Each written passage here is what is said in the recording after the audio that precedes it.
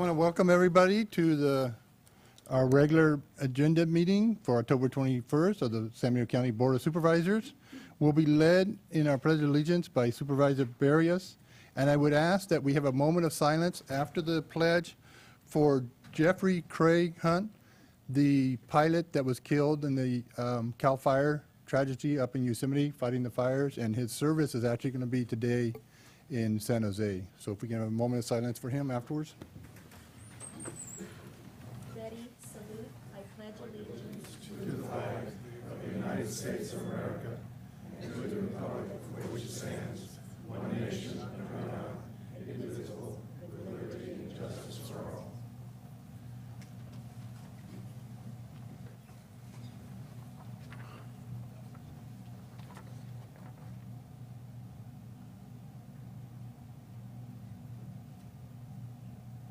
Thank you, everyone. Entertain a motion to acknowledge certificate of posting. Second. All those in favor? Aye. Those opposed? Passes 5-0. This is time for a public comment. This is an opportunity to address the board on items of interest not appearing on the agenda. No action may be taken unless provided by Government Code Section 54954-2. Do we have any speakers cards? Yes, first speaker is Marvin Jones.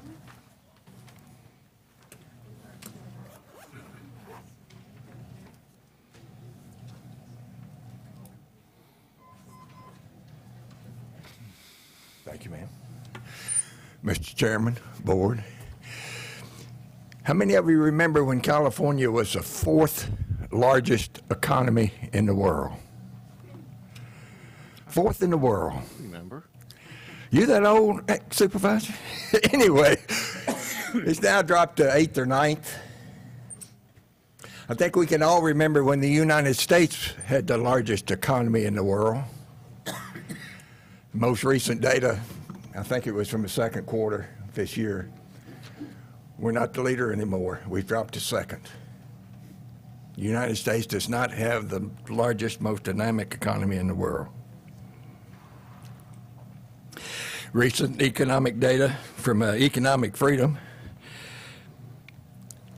The United States in economic freedom has dropped from number 2 15 odd years ago to number 12 now, out of the 152 countries that were surveyed. Criteria that was based upon was the size of government, legal structure and security of property rights, access to sound money, freedom to trade internationally, regulations of credit, labor, and business. And we dropped from 2 to 12. How have we fallen so far? Our leaders have engaged in counterproductive policies. In Washington, Mr. Nixon gave us the EPA. Bush 43 gave us the Patriot Act, all of which have impacted our freedoms. And we've got Dodd-Frank and Obamacare from the most recent years. If we look at Sacramento, we've got AB 32, which gave us CARB. You folks that are on the Monterey County Air Pollution Control Board are familiar with CARB. And not to be outdone, 481 4th Street here in Hollister, we've got agenda items 12 and 13. We'll see how they go. Next speaker is Marty Richmond.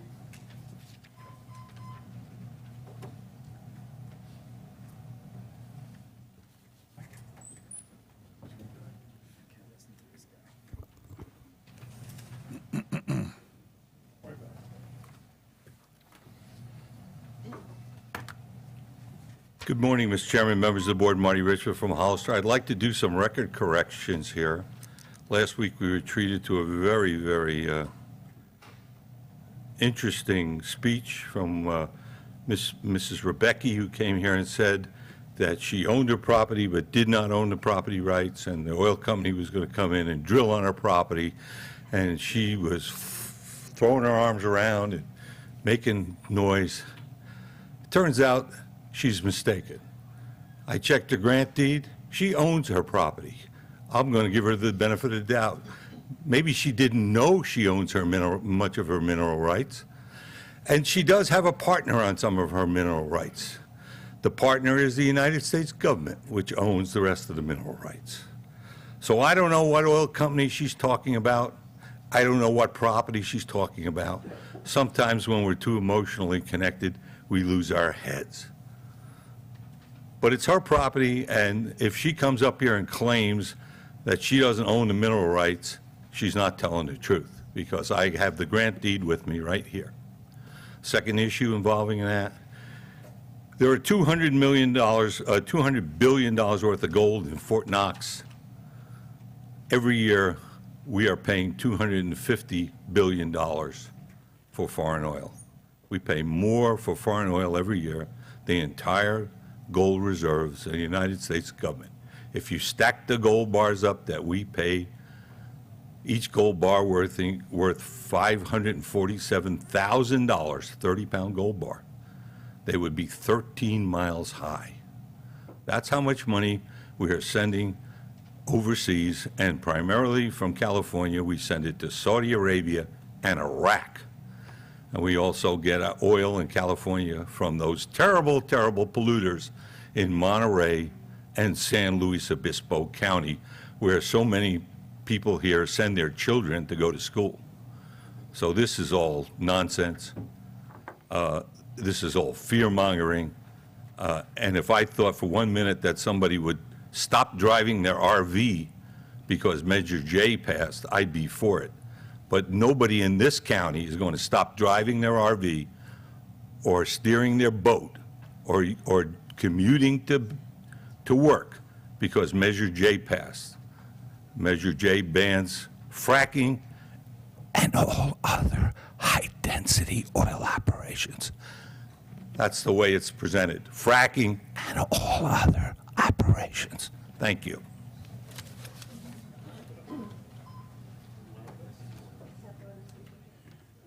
Would anyone else from the audience like to address the board on any item not on the agenda at this time? Seeing none, we'll move on to department head announcement. Mr. Espinoza, good to have you back. Yeah, it's good to be back. Thank you, Mr. Chair. Yes, we do have a few announcements from our department heads. The first one is coming out of administration. We're requesting to remove item number 10 from the agenda today. Assemblyman Alejo had another item that came up, so he's asked to reschedule. Hopefully, he'll be back November 4th for the presentation. The second item comes out of our assessor's office. The assessor's office did receive acceptance into the State County Assessors Partnership Agreement Program by the DOF, Department of Finance, and they'll be receiving $450,000 over a 3-year period. So that's going to be significant for helping us out, being able to do some of the work in the assessor's office. So we'll be able to bring on additional staffing with that. So that's very good news. The other item is coming out of our Health and Human Services Department. This is going to be presented to us by James Riding Sword. It's also some very good news with regards to a CDBG grant. So, Jim? Morning. Morning. Last February, I went to the Intergovernmental Committee, and one of the things they asked us to do was to help improve services for the homeless community in San Benito County. And part of what we did as moving forward was to apply for a community development block grant award. And last Tuesday, we received a letter that says that has been granted in the amount of $1.5 million. So we wanted the board to know.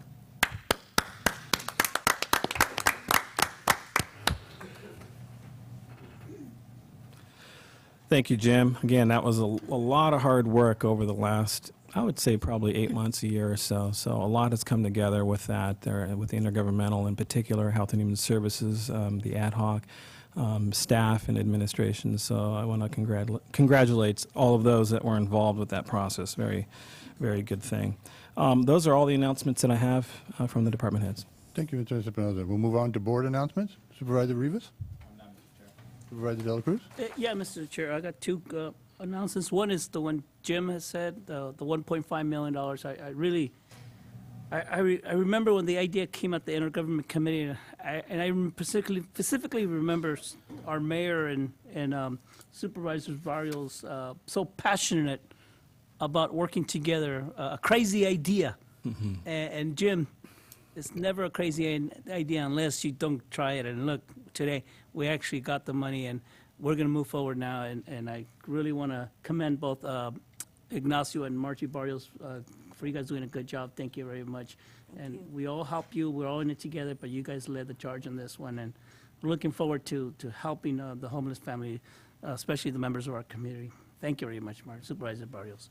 Thank you. And the other one is our chairman, Supervisor, Munzer, Chairman Munzer and myself, with the mayor, attended the acknowledgement of $3.1 million that the City of Hollister Airport got from SAMFAR that will help resurface some of the roads out there. It's not the big money that we want, the big money that we're talking about back then, but at least it's a start.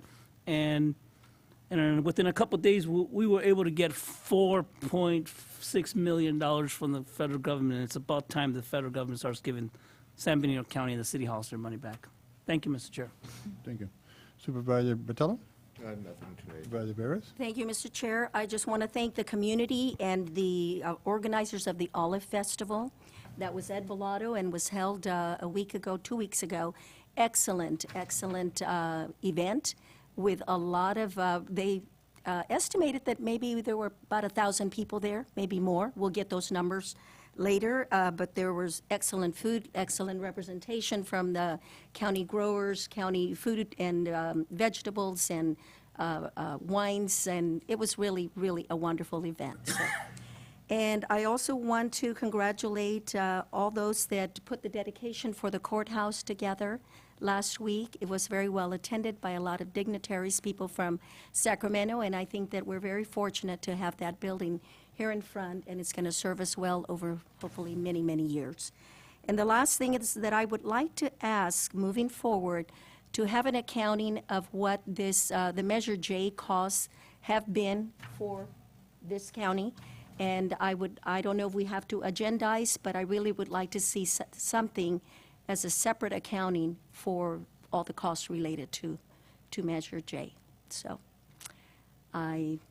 like I said, I don't know if it needs to be agendized and we discuss it, but I think that the community needs to know what this is costing us. Yeah, we can do that. We'll categorize the items and we'll put it together. We'll bring it either to an announcement or we'll agendize it for a further meeting or a meeting in the future. Okay, thank you. Thank you, Mr. Chair. Thank you. Actually, Mr. Chair, I got one thing here. Mr. Chair, I apologize. There was actually 3 things on my item. Thank you. The third thing was get a feedback from the COG members of the community. I remember at the last meeting I asked for an update as soon as there was a meeting, once a meeting occurred, to come back for the Board of Supervisors. Can any members of the COG committee? And I was going to report on COG. Perfect. Thank you. So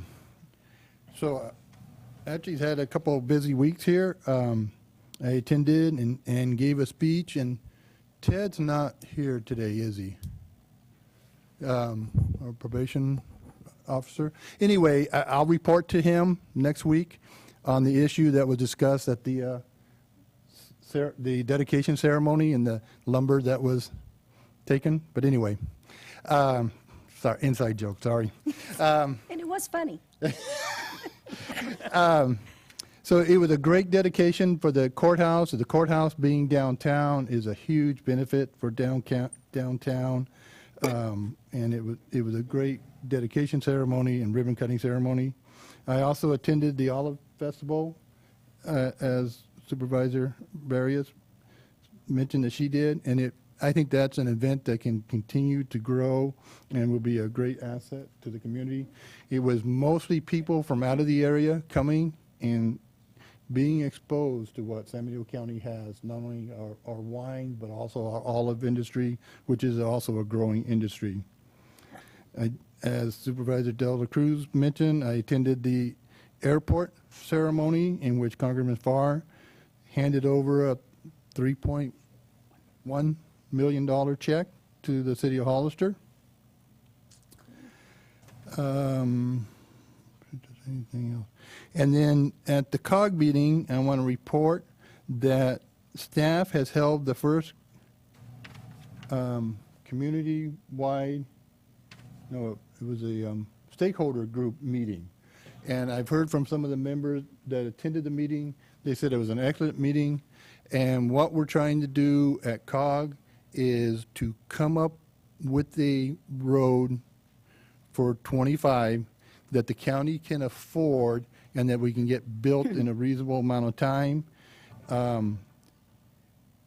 Mary Gilbert, along with several members of the AMBAG staff, went down to San Luis Obispo, talked with Caltrans, and Caltrans understands our position of having to have a road that we can reasonably fund. And I think the road that's in the design now is one that is not achievable and we cannot afford it. So we are looking to come up with the plan to have a road that is doable in a reasonable amount of time. And also going forward with the RFP for the traffic impact study so that we can determine how much can be raised through impact to not only go towards Highway 25, but all the different county and city roads that we need to maintain. So COG and the staff of COG is definitely moving forward on Highway 25. The last thing, Actually, Mr. Chair, can you give the group some time frame when you'll come back to the Board of Supervisors and say, this is the plan we wish for the board to discuss? Supervisor Can I answer Patello, that? yes. Yeah, we had quite a long discussion, and it is a level of frustration that, we have to work with other agencies in regards to Highway 25. It's not just the county's, concern or the city of Hollister's concern. Staff did a very good job with their dialogue with Caltrans and other agencies to formulate how do we get Highway 25 back on the unconstrained list. And they provided in Agenda Item 8, if you want to go back and look at our past meeting, the steps that we need to go through to achieve that. And we had quite a report from the Caltrans representative that we have to have stakeholder meetings, we have to have this meetings, and we have to have that. And I think all 5 of us on the COG board have a level of frustration. I stated it's as simple as adding 2 more lanes on each side of the road and running it all the way out, and us figuring out how we're going to pay for it, because we have to have a tax that these folks have to vote on and see if they're willing to tax themselves for the improvement of Highway 25 and other county and city roads for maintenance. I think that's the only way you're going to get that through. And, what level of impact fees and how we're going to phase that project through. But we don't have a commitment from Caltrans yet that they're willing to look at alternative designs that's more affordable for this county to move forward with. And that's where we're at. And we're as anxious to move forward as you are, Supervisor De La Cruz, and we're certainly going to continue to work on this, and staff is committed to achieve that as reasonably as possible. But it's not something that's to happen overnight. Thank you. Thank you. And one last thing, I want to ask staff, in light of all the issues that's going on in Ridgemark in the last few months, I think it's important that the county have in place policies, either in our general plan or our zoning code, that would protect the existing recreation amenities in the county. I believe that it's important that we have full discussion of this issue at board level, and I would like staff to agendize this discussion at a future meeting. If Yeah, we can do that. can do that, Yeah, we, Mr. Espinoza? yes, that's correct. We'll do We that. need to discuss protecting our recreational areas in the county. With that, we'll move on to consent agenda. I've been asked to pull items 6 and 7. Are there any other items from the board? Are there any items from the public? Okay, we have no speaker. All right, would anybody from the public like to pull any item on our consent agenda? Seeing none, what's the wishes of the board? Motion to approve amended agenda, Mr. Chair. I second. A motion and a second. All those in favor? Aye. Those opposed? It passes 5-0. We'll move on to item number 6. Thank you, Mr. Chair. I pulled that one because it didn't appear to have a start and ending date so that I could calculate the additional $19,000 that is added for a time frame. So maybe I missed it, Joe, I don't know. Yeah, we did not have an exact start date. Our goal was to be as fast as the board approval for us to be able to implement that. Okay, so how did the 19,000 come to be if we didn't have a start and ending time? What do we put that to? I think we just took the monthly amount and then over the duration of the contract, but it's a not-to-exceed amount. We still have in the contract the monthly amounts of how the changes, so I forget what page that was on. That's on, well, it's 48 in the staff report. We talk about where we're changing the services, and then page 49 has for the 3 locations, the monthly cost for the sites of $335, $400, and $250. So each month as we get invoiced by the contractor, it would go up by those respective amounts when they provided that service. So part of it is, our goal is for it to do as quick as possible, but if they got delayed for whatever reason on a given site by a month or two, we're not guaranteeing them that. It's service provide, we pay. Oh, okay, so it's a not-to-exceed Right. number. And then one piece of this was a one-time in the, I think it was saw the that. courthouse for the 2 rooms. I did see that where they're going to shampoo the carpets and And do clean a the few other chairs things. and that. But it's good to see that there's additional service now being provided, because I know we cut back during the recession Yes. a considerable amount of, of maintenance that, and it showed. I mean, it shows even here in our GA building, so it's good to see that coming back. And, okay, so that's a not-to-exceed number, and I'm okay with that. Thank you, Mr. Chair. Mr. Chair. Supervisor De La Cruz? Oh, yeah, Mr. Chair, I don't know if it's immaterial or material enough for discussion. When we start bringing up these concepts, right away I get a red flag, because are we kind of changing the spirit of the intent when we went out to get bids on this, and then all of a sudden we could have probably given it to someone else that could have provided a lower rate? Or this, and I know this is just an add-on, I know that. Right. But at one point, we got to ask ourselves, are we doing the right thing by not taking it to the public, say, okay, this is the new service contract that we're going to provide. Give us some RFPs. I mean, later on, we're going to be talking about the one actually Supervisor Botello removed about Vets building, about the well. I want to make sure we don't continue to kind of go, circumvent the process of going out to bid and giving it to a bidder, and then all of a sudden come back and say, oh, by the way, we got to do order changes, 5, 6 of them that actually takes the whole entire scope of the original scope out the window, and now you have a whole new. Yeah, I think that's a very important question, and I think as a part of, as we spend the public's dollars, is to always be testing back, are we still protecting that process that we did originally? But the one thing I will remind the board is that going through the RFP process is a very expensive, time-consuming process. The next item that we're going to talk about at Veterans Park, we spent literally 3 months of process to be back in the same spot where we would have been this summer. But the state codes require us to go through that process. So I think it is important to always ask that question, but it's the one that usually in government we don't do a good job of tracking how much it costs us to literally put an RFP out and procure services. And I think that's the kind of that test we always need to look at.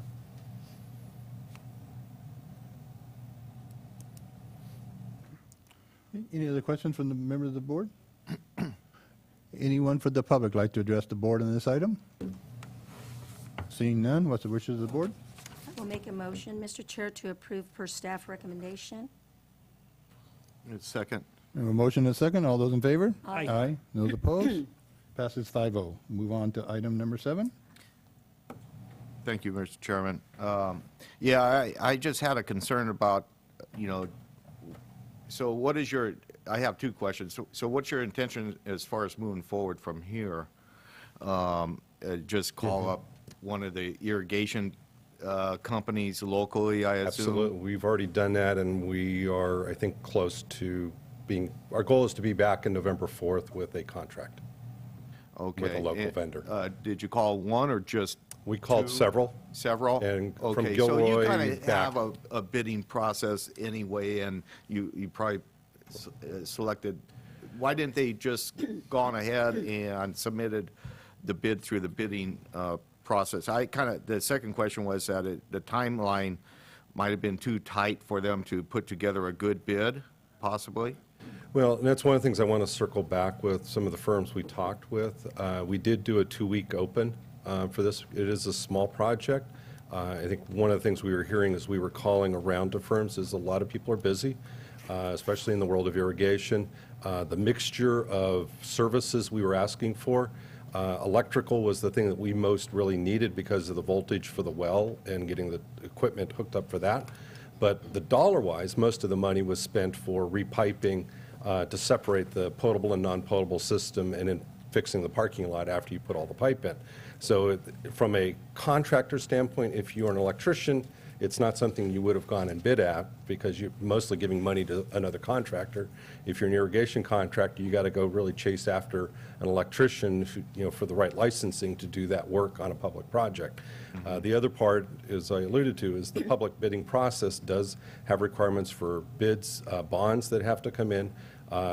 It's just a lot of pieces of the puzzle that it's really, I don't think, worth people's brain damage to deal with some of these jobs. But that is one of the things I want to circle back with.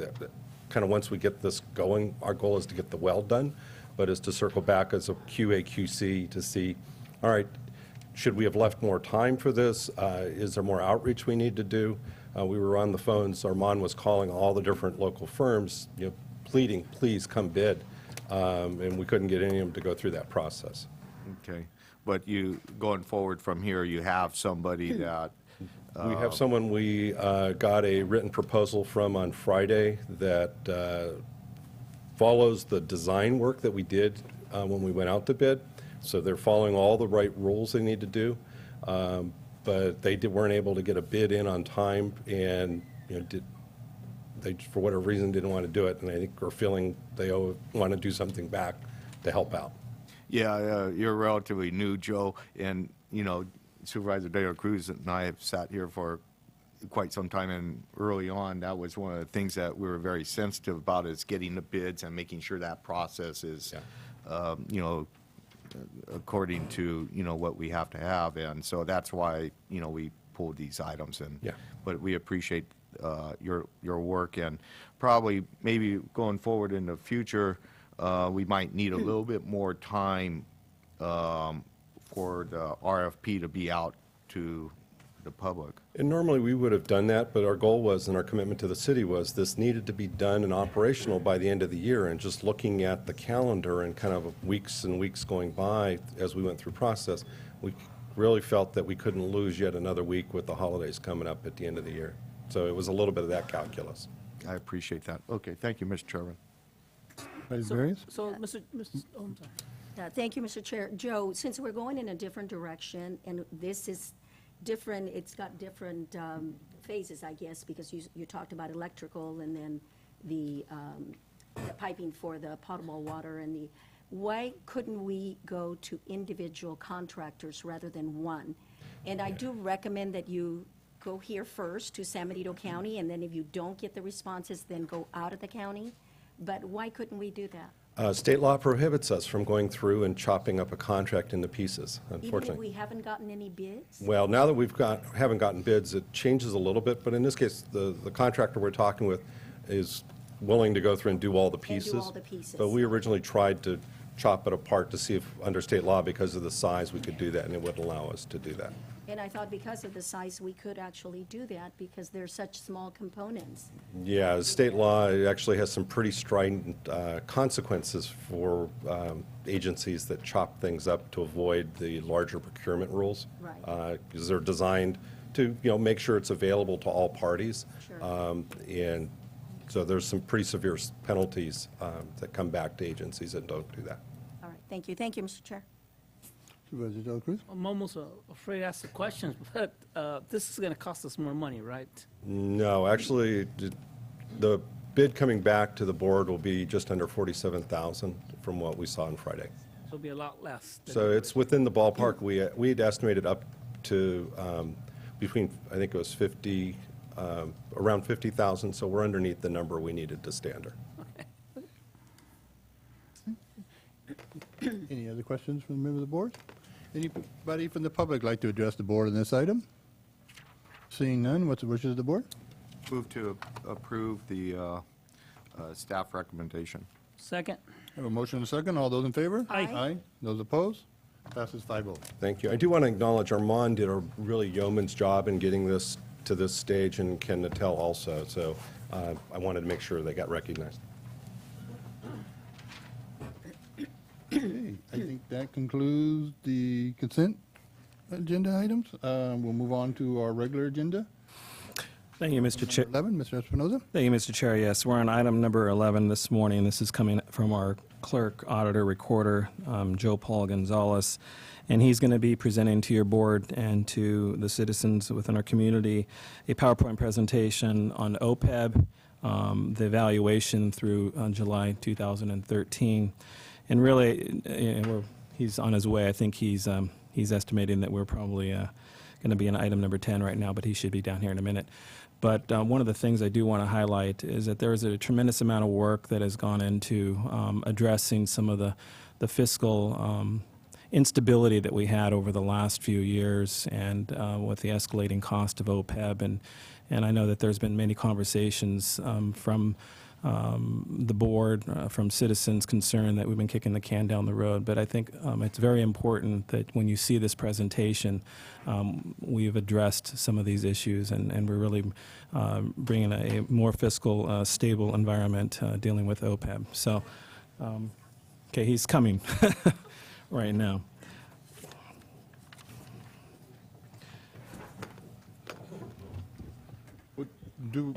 I know it's early, but do we want to go ahead, do we want to call for a 5-minute break, or Yeah, it might be wise to do that. we'll go ahead and call for a 5-minute recess? That's going to be a period of time.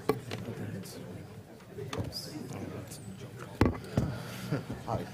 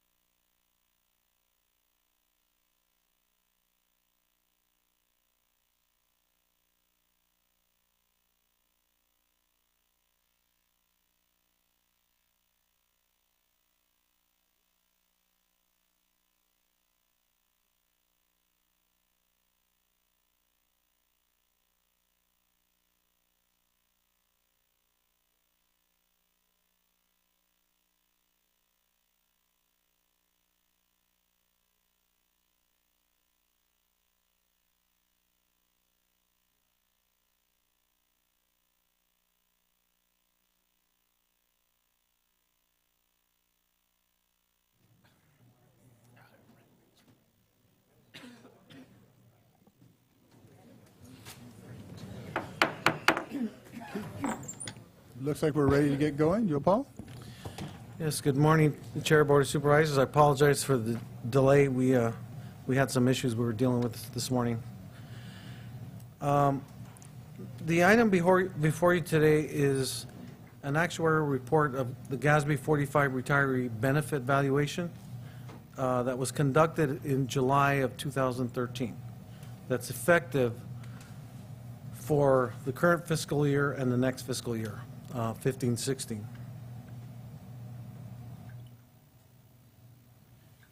So some of this information is maybe repetitive for you, but for members of the public, this probably, in some cases, will be the first time they've heard this.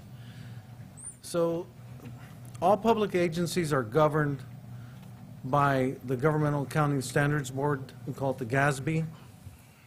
And the mission of the GASB board is to provide governmental accounting standards for state and local governments for financial reporting purposes, and to educate the public, including all users of financial data.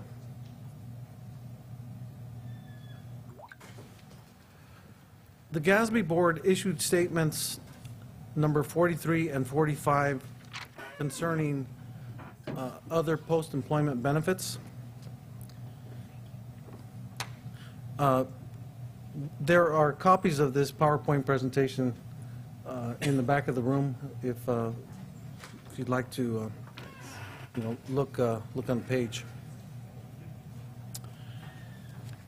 And so statements 43 and 45 obligate state and local governments to report information about the nature and the size of their long-term financial obligations, commitments related to OPEB, other than pension post-employment benefits.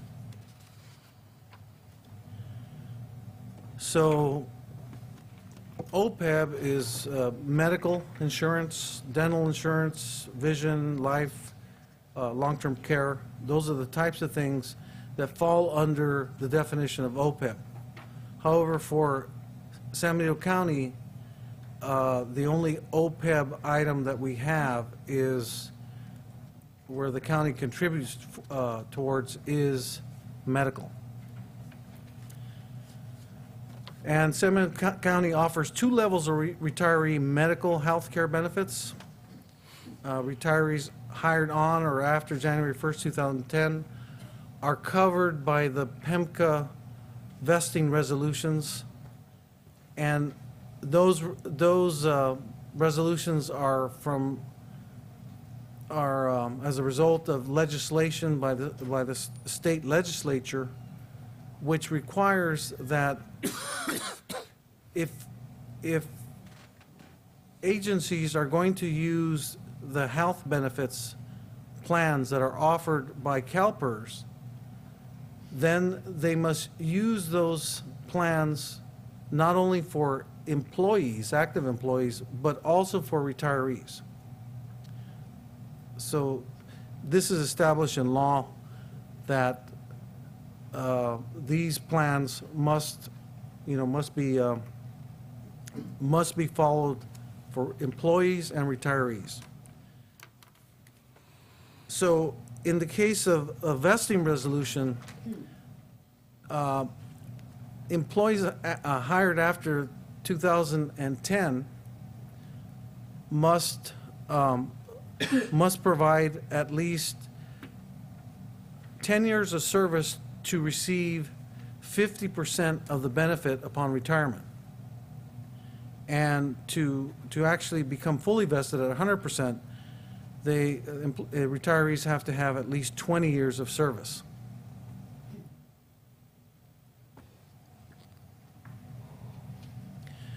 Prior to 2006, the county was on a pay-as-you-go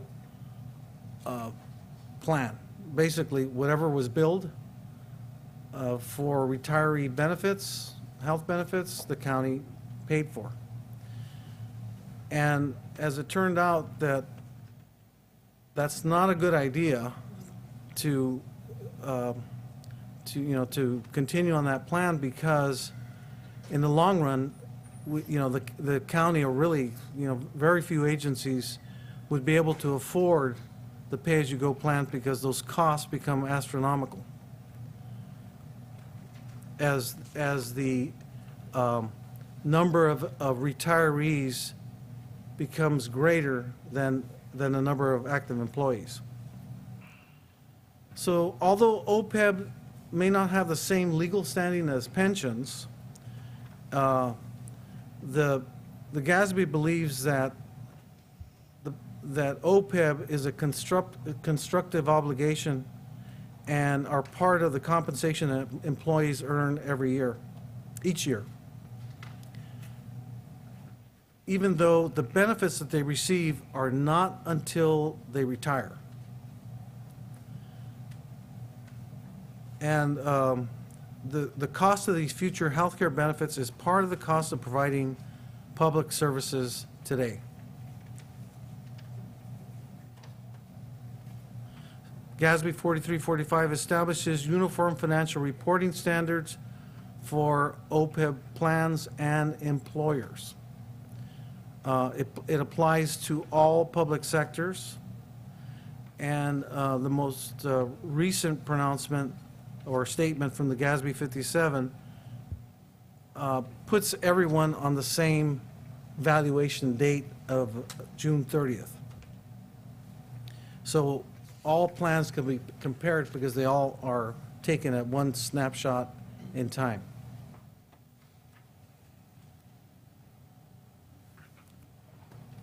As I mentioned, the condition of CalPERS medical program, the county is obligated to contribute towards the cost of retiree medical coverage for the retiree's lifetime or until coverage is discontinued. A surviving spouse and other eligible dependents who continue coverage are entitled to receive the county contribution.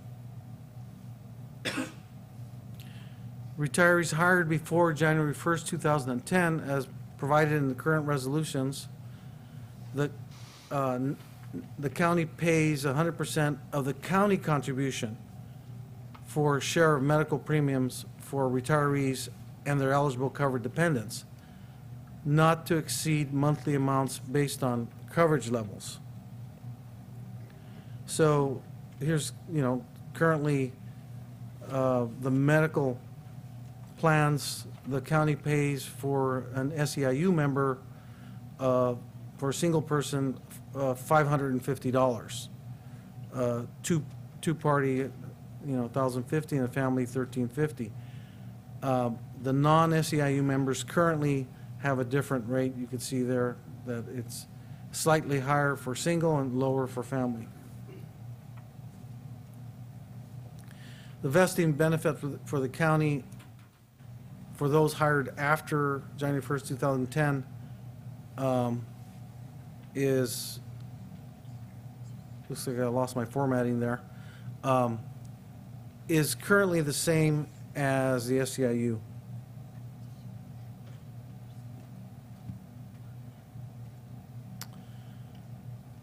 Sorry about the formatting. I had a lot of trouble with this, file. So the actuarial accrued liabilities, the AAL, that are applicable to fiscal year 13-14, for active employees, that actuarially accrued liability is $12 million, $12.5 million. For retirees is over $17 million. So combined employees and retirees, the actuarially accrued liability is about $30 million.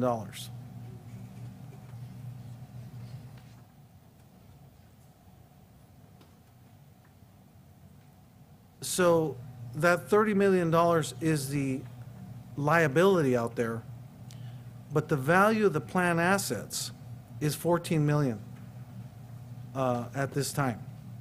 So the unfunded accrued liability is actually, closer to less than 16 million. So we're currently funded at a ratio of about 47% in the OPEB plan. Joe Paul? Yes. Typically, agencies have their OPEC funded at what percentage, you know? At this Well, stage in the game?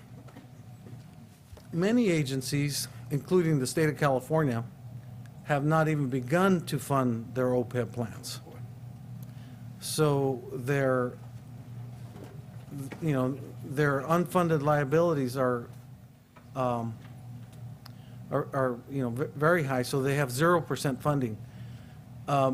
Many agencies have begun pre-funding, as this is called, and like, Monterey County, they are, I believe they're, the last time I checked, they were like 70% funded. 70? Yes. Okay. So, but, they really are the exception rather than the rule. Okay. Mr. Chair, Follow up on your question, Mr. Chair, if I could. I thought it was mandated that there had to be a certain amount of money put away for that liability by a certain date. And that's why it was critical for us to start doing that. Microphone, please. Oh, sorry. Thought I was loud enough. Okay, so is that better? But I thought that it was a mandate. Well, actually, the GASB statements require that if you're not going to do any sort of pre-funding of your OPEB actuarially accrued liabilities, then those liabilities have to go onto the face of the county's financial statements. And, a $30 million unfunded liability on the face of financial statements would render the county virtually unable to procure any sort of financing if the county, wished to go out and pursue financing for some, infrastructure reason or whatever reason. So that's the reason why we have, this benefit, this board, previous boards have given this benefit out to employees, and there's a cost to this benefit, and this board has tackled the problem of funding that benefit and meeting the GASB requirements so that we are not providing the liability onto the face of financial statements. Instead, these liabilities are reported in the required supplementary information of the CAFR. I was jumping ahead to 17, 18. I see it, that's where my question was, so. Mr. Chair, I do have a caveat or a statement I'd like to state. The question was with regards to Monterey County. Monterey County, you have to consider, though, too, that each county is a little different in regards to what the benefit is. So with Monterey County, they actually only have a PIMFCA minimum, which is $119. And on slide number 9 that Joe Paul Gonzalez shared with you was much higher. So our benefit here is richer. So it's a little bit easier maybe for them to have a higher percentage on their funding with that. Just wanted to make sure that you understood that. Thank you. Yeah, that's correct. I probably should have mentioned that.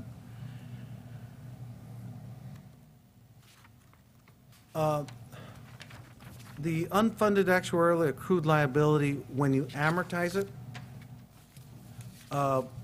in 2007-8, it was about $1 million. Last year it was 1.7.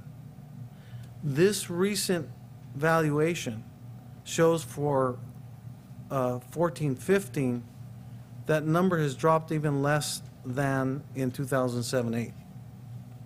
And for next year, it's a little bit higher.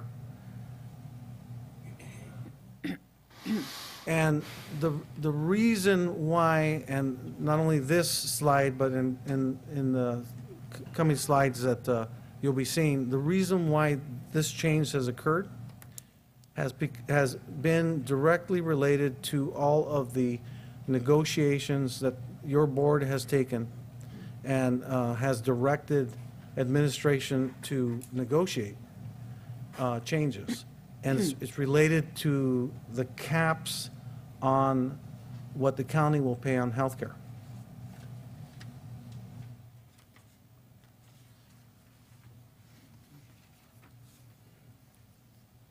The normal cost, which is the cost of employees, you know, as you know, they're working now in the current year. In 2007 was a 1.4 million. In this year, the normal cost is less than $700,000. And again, that's related to the active management of that benefit that your board has taken. So combine the annual required contribution, because you have the unfunded amortized liability, the normal costs, and then you have the annual required contribution, or the ARC payment. So in 2007-8 was 2.4 million. Last year, 3.2 million. This year, you know, less than 1.8 million. Mr. Chair? Joe, it seems like on the last couple slides, you've shown a trend down, but then 15, 16 seems to be going up. Is that a trend we're going to see going up in the future years, or is that just a top line and then they'll start dropping again or stay neutral? Well, recall that your board has just begun to manage that benefit. There are other items that the board will be seeking to control or manage the cost of those benefits. That is, you know, at the board's disposal. So my expectation is that that trend will not be increasing. Okay. So there is a exposure draft by the GASB that emulates the statement concerning the use of lower discount rates for retirement plans, and encourages early implementation of the lower discount rates for OPEB plans. Currently, the OPEB discount rate is 7.61%. And what the GASB is saying, you really need to have a lower discount rate because there is a higher risk associated with maintaining higher rates.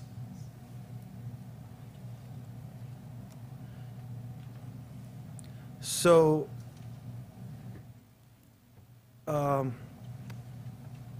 for next year, the 7.61 is, as I stated, less than $1.8 million for 14-15 this year, and a little bit over 1.8 in 15-16. That's a 7.61%. But again, the GASB is saying, hey, they're encouraging early implementation of actually using a lower discount rate. You know, the more conservative that we are, the more likelier we're going to reach our fiscal targets. And so at 7.06, that increases, you know, less than $200,000 in this current year, and next year, it's, you know, there's an increase of about $160,000 if we went with that rate, 7.06. If we discounted all the way to 6.39, and I again apologize for the formatting here, it's 2.15 million in this year, and in 15-16, 2.2 million. So this is the question that's on your agenda packet. is at what discount rate your board wishes to, wishes to use for the OPEB plan. Mr. Chairman, Yes. yeah, I see that would be a question that, staff in your office probably would like to have as answered. Doesn't it make sense to kind of look at the trend the last 2 or 3 years and find something that's within that average? Well, remember, just in this year alone, we've reduced the cost over $1 million. That's why, in some sense, this is the best opportunity that we have, because we've had such significant savings that we might want to tackle that, that GASB exposure draft, what they're encouraging public agencies to do, and to adopt a lower discount rate. Because, we're actually seeing a savings that we were expecting to see a savings. But, as I mentioned, it's over $1 million in savings. There's very significant savings on the plan because of what the board has agreed through the negotiations. And so, it's really a board decision as to whether we stick with the 7.61 at this time, or we, take some proactive measures to be an early implementer of the GASB exposure draft statement and choose one of the 2 other lower discount rates. These are the 2 rates that were included in the valuation. Right. That's why they're, Yeah, I have some thoughts along those lines, but maybe we better wait till after a presentation when we're all discussing it. Oh, okay. Joe, I was going to ask you, where did the 7.06 and the 6.39 numbers come from? And you kind of touched on it just now. These were discount rates that the actuary put in to be able to, because, they were aware that there was an exposure draft out there, and they wanted to provide this data for decision-making So purposes. can we change those numbers? Can we come up with 7.0, or do we have to do another study to come up with a different number than these 2? It would be relatively easy for the actuary to utilize the existing information and use a different discount rate. Okay, all right. Supervisor Berry? Thank you, Mr. Chair. Joe Paul, since we've already made budget decisions for the 14-15 year, would we need to, would this commit us for just the 14-15 year, or would it extend out to 15-16, for instance, if we were to choose the 6.39?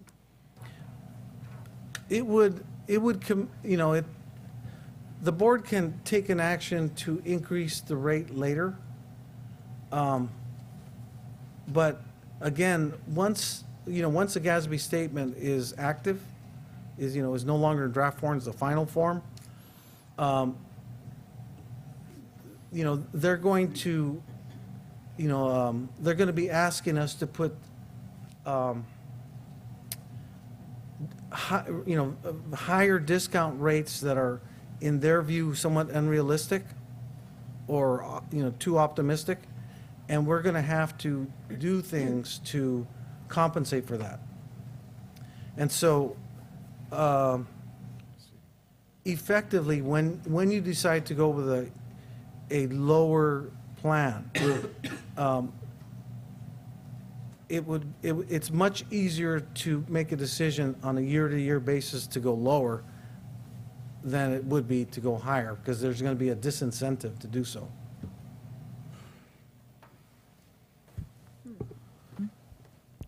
I think we're, continue. Here's some of the actuarial assumptions. The medical trend in the 2013 was a 7% increase. That these, for the valuation period on an annual basis, they computed that as part of their, their assumptions. in this 2013 valuation, that medical trend is 0. So the reason why that is so is because, again, the healthcare caps that have been implemented have resulted in the medical trend, the costs no longer being shared by the county, but shared by any increase is shared by the employee.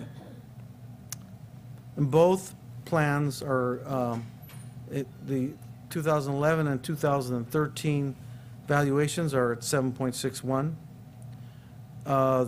In 2011, the inflation rate assumption was 3.25, and for the 13 plan was at 2.75.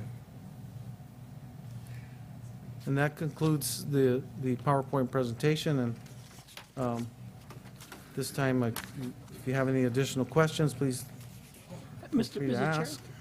Supervisor De La Cruz? Yeah, Joe, we're at what, 42, 47% right now on our obligations?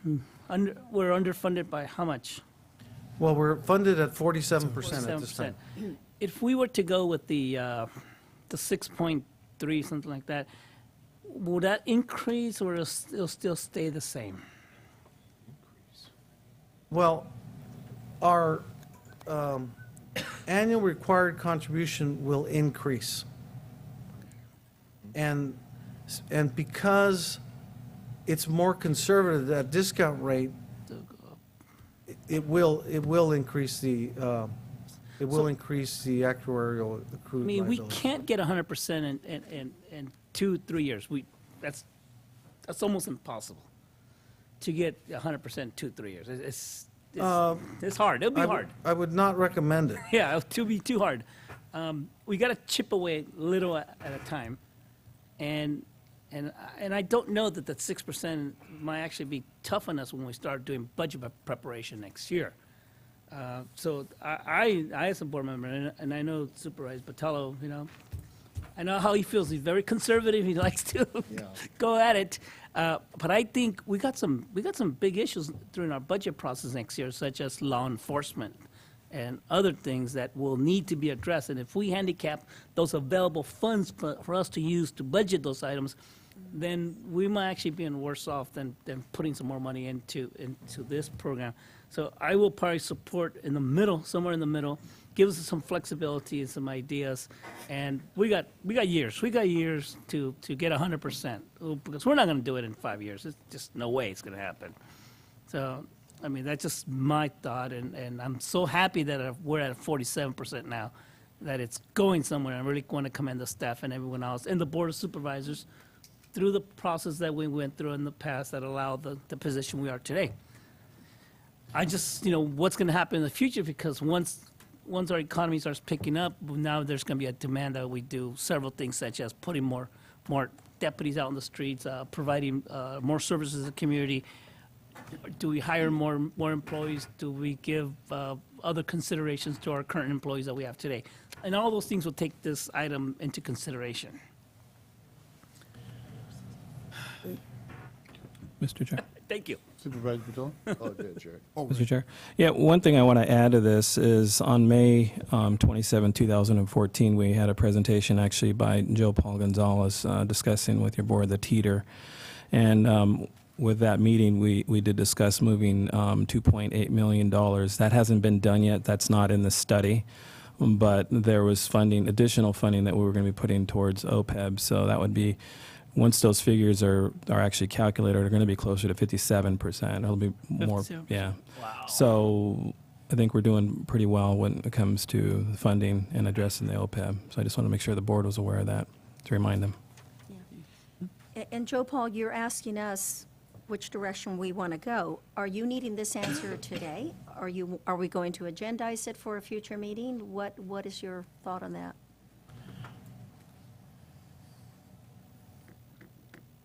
Well, the item will be brought back to you for a specific, direction.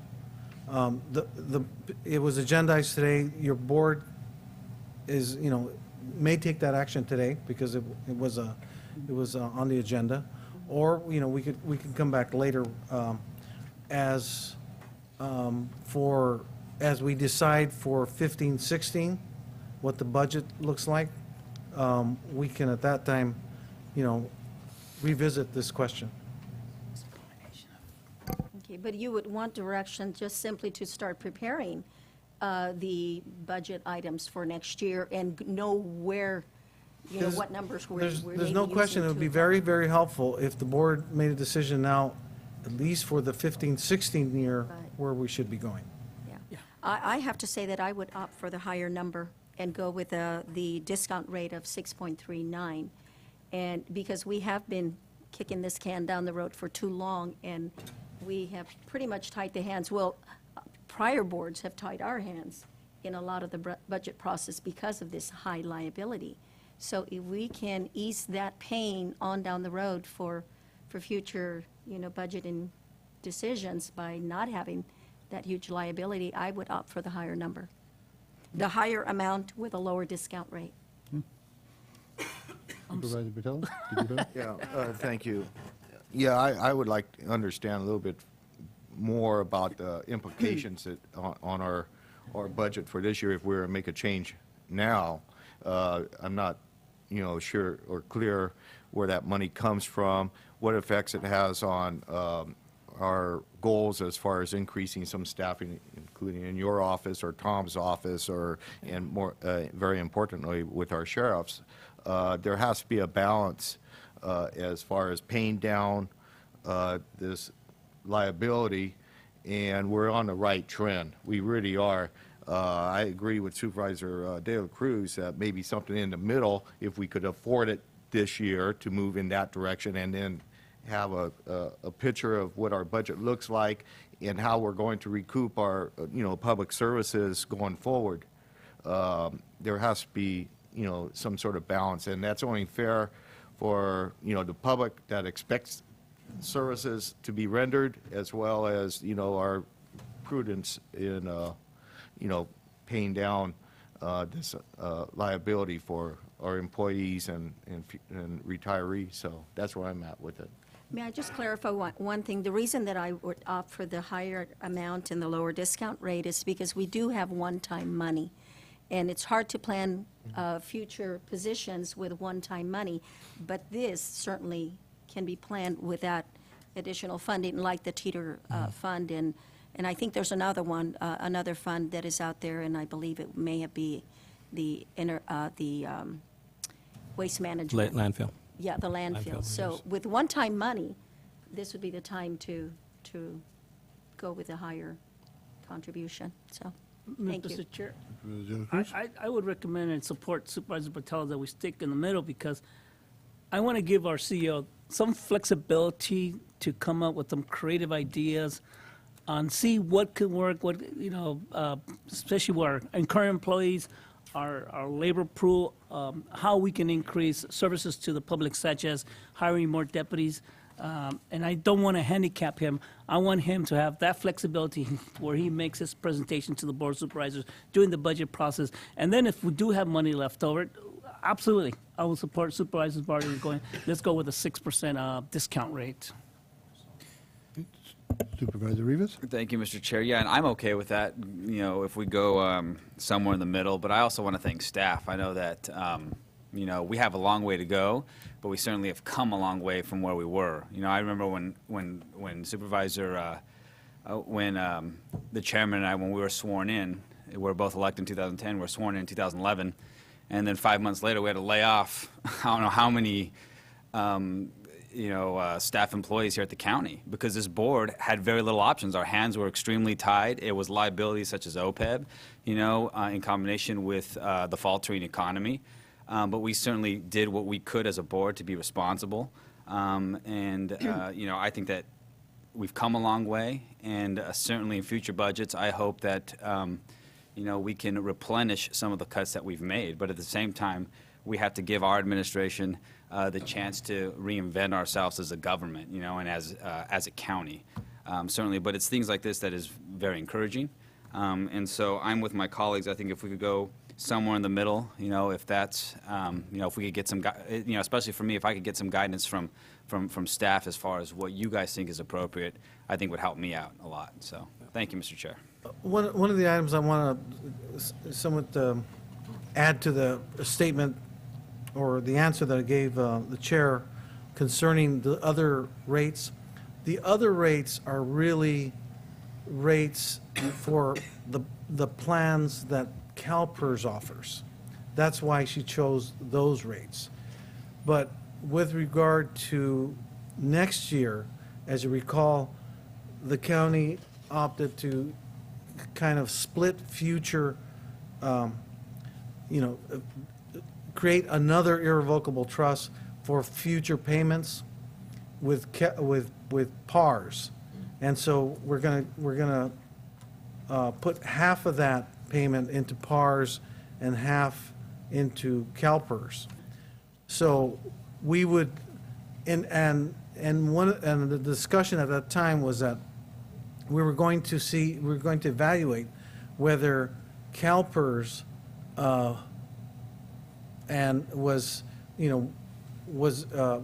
whether PARS was equivalent to CalPERS or better, at managing the plan assets. And that was just a one-year contract with PARS, correct? Just, we were going to do it for 1 year and then we're going to revisit it?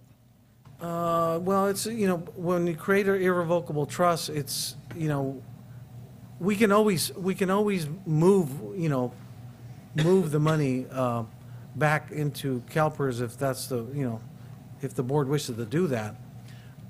But we could never bring it back to the county. No, I understand that. I understand. But we were going to evaluate PAR's performance, because I have a lot of concerns about PAR's ability to perform. So we are going to reevaluate that, correct? Right. Okay. We were going to give them an opportunity to see how they were able to manage those plan assets, and then make a decision of whether we would go forward with continue to utilize them. Are there any other questions of the board? With that, I'll open it up to the public. Do we have anybody from the public that'd like to address this item?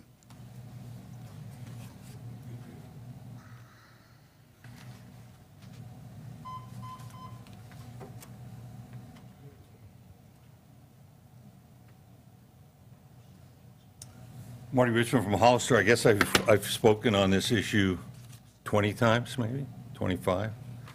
But it's nice to have a captive audience today. And I wanted to speak through the chair to the audience and say, I don't think very many people in the audience are getting 7.61% return on their investment.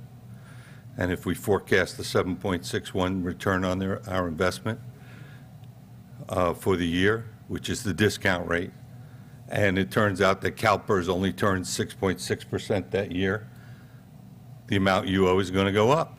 So there's no free lunch on this. I would not say we're doing well. I would say we're doing a lot better than we were. It would be disingenuous of me to say we're doing well because we only have 47% funding. And to be fully funded, the government considers somewhere in the 70s fully funded. We've already put, the people in the audience and myself and the other residents here have put $14 million into this, or 15, and we still owe 14. So we picked up essentially around numbers a $30 million bill because Monterey County pays $119 a month, and we were paying $1,300 a month per employee. $1,300 a month per employee for lifetime medical care. When the county of Monterey, that could bury us in money, was paying $119. I don't want to forget how we got here, because that would be a mistake. And I would like the people in the audience to realize, to remember what Mr. Joe Paul, the auditor, said. The state of California owes a fortune in OPEB, and they haven't put any money away. And the state of California is the pocketbook sitting out here in the audience. They don't print money. They're going to come to get it from these folks and me. There are water boards all over this state that owe a fortune in OPEB. There are colleges all over this state that and junior colleges that owe a fortune in OPEB. Every public agency in this state owns a fortune in OPEB. And throughout the nation, it's 10 fortunes, or 20 or 50, one for every state. And when they come to get that money, they're going to come to see the folks sitting in the audience and me. So there's no free lunch on this. And people, some of the people on this board, while they like to say, oh, we're handling it now, some of the people on this board voted for that. They voted for that kind of thing. And they'll say now, well, I didn't think it was going to cost that much money. I think it's ridiculous, okay? And I hope you do take the discount rate down to something reasonable, and we look at an honest accounting of where we need to be. I do agree we should use the teeter funds. Thank you for your time. Thank you very much. Anyone else from the public like to address the board on this item? Seeing none? The wishes of the board. I already expressed mine, that I'd like to go with the lower discount rate. And, but I'd like to hear from Joe Paul and our CAO on their take on it. I mean, is this doable with the 15, 16 projection that we have right now? Well, you know, this is really, from my perspective, you're always going to hear the most conservative position, because that's what I'm supposed to be doing. I'm supposed to be taking a conservative position from a financial standpoint. Your CAO has to take a position from what can we afford, from a budgeting perspective. So, you know, generally, we have these conversations ahead of time. You know, it's unfortunate that both of us have been so preoccupied with our regular work that you know, we haven't really had an opportunity to discuss this. And the whole idea here was to make a decision for 15, 16, because 14, 15 is already done. So there's time to make this decision, and it may be appropriate to go forward with this decision during the budget. Mr. Chair? Espinoza? Yeah, and Joe Paul said it plainly, that, you know, I look at it from a service-oriented and a balancing of the budget and what our needs are. I would prefer waiting and deferring the decision to by the board at one of our budget hearing meetings. At that point, we can scrutinize where we're at and what our needs are from a safety perspective, from an assessor's planning, building perspective. I think we really need to look at that and analyze that. And if those needs are where we think we need to be at, then we probably would have to lower that, or at least be in the middle somewhere. But we would probably have a better idea in a few months from now when we start the process. Okay, well, it sounds like you two have to connect, and you Yes. have to discuss it, and then come back with a recommendation for this board. So I'm okay with that. Thank you, Mr. Chair. All right. Joe Paul, that gives you direction? Yes, thank you very much. Okay, very good. With that, we'll move on to item number 12. Mr. Espinoza? Thank you, Mr. Chair. Yes, we're on item number 12 this morning. This particular item is going to be reading the title of ordinance for the record, an urgency ordinance adding Article 7, tree protection, to Chapter 25.29, general requirements of Title 25 zoning of San Bernardino County Code, establishing a moratorium on cutting of protected trees to protect and preserve mature trees in the urban area of San Bernardino County. So we have here Barbara. She's our Assistant County Counsel here to discuss this particular item with your board as well as the public. This is an urgency ordinance for the board's consideration. It requires a 4/5 vote by the board. An urgency ordinance is based upon the need to protect public health, safety, or welfare. It prohibits a use that may be in conflict with the zoning proposal or general plan that the body is studying or intends to study. By enacting this ordinance, the board indicates that it's intending to study a tree ordinance, and it's acting as a moratorium to maintain the status quo for the next 45 days. The ordinance would expire in 45 days unless it's extended after a public hearing, and then the board could choose to extend it for an additional 10 months, 15 days, and then for an additional 1 year at a subsequent meeting. So it could be extended for up to 2 years. During the study, the board can determine the extent of a tree ordinance what it determines what type of tree ordinance is necessary, what protections might be imposed. And if the board intends to go forward with this moratorium, we could agendize that at a future meeting to discuss what the board feels most appropriate. This ordinance is fairly simple. It protects harming, cutting down mature trees as defined as 8 inches in diameter or greater in the RM and R1 zones in the unincorporated area of San Benito County. The exemptions are set forth on page 97 and 98 in sections 25.29.204. So it doesn't protect trees that are already dead. It doesn't protect trees that are under 8 inches. And other trees that would be exempt are trees that are damaged, for example, by fire, windstorms, and that are determined dangerous by peace officers, civil defense workers, code enforcement officials, and that when that authorization to remove the tree is documented in writing, when removal is necessary by a fire department that's fighting a fire, trees that are planted or held for sale as part of a nursery business. I don't know to what extent that applies actually in the RM and R1 zones. Trees that are need to be required or removed for protection of existing power lines. Trees, this is the one that actually applies probably most likely, trees that are determined to be an imminent threat to public health, safety, welfare, or property as determined in writing by the Director of Public Works or the Director of Planning and Building Services.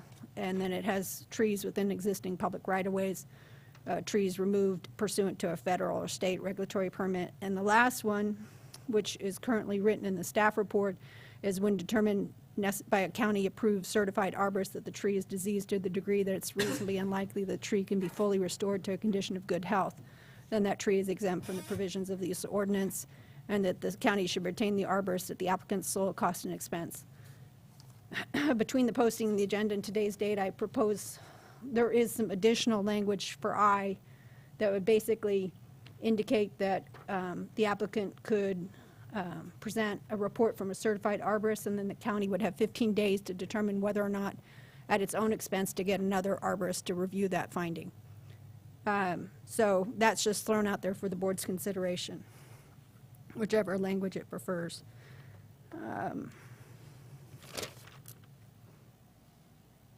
Mr. Chair, may I ask a question, please? Yes. Barbara, where on the new proposed or the proposed change does it say that it would be at the county's own expense? I didn't see it, but I may be missing it. I read it. It states right now if the county elects to have, it doesn't require the applicant to pay for it. It says if the county elects to have its own certified arborist examine the tree, then the tree is exempt if the county certified arborist finds that the tree is diseased or has received insufficient water to the degree that's reasonably unlikely that the tree can be fully restored to the condition of good health. It doesn't require the applicant to pay for it. If the Otherwise, county it would wants stay to here. have that Okay. happen, then it would be the county's expense to have that second arborist's opinion. Okay. All right, thank you. Actually, Mr. Chair, I have a question. Barbara, are we going to hire someone to monitor, to have an office whenever there's an issue of a tree 8 inches or wider? I guess help me go through the process.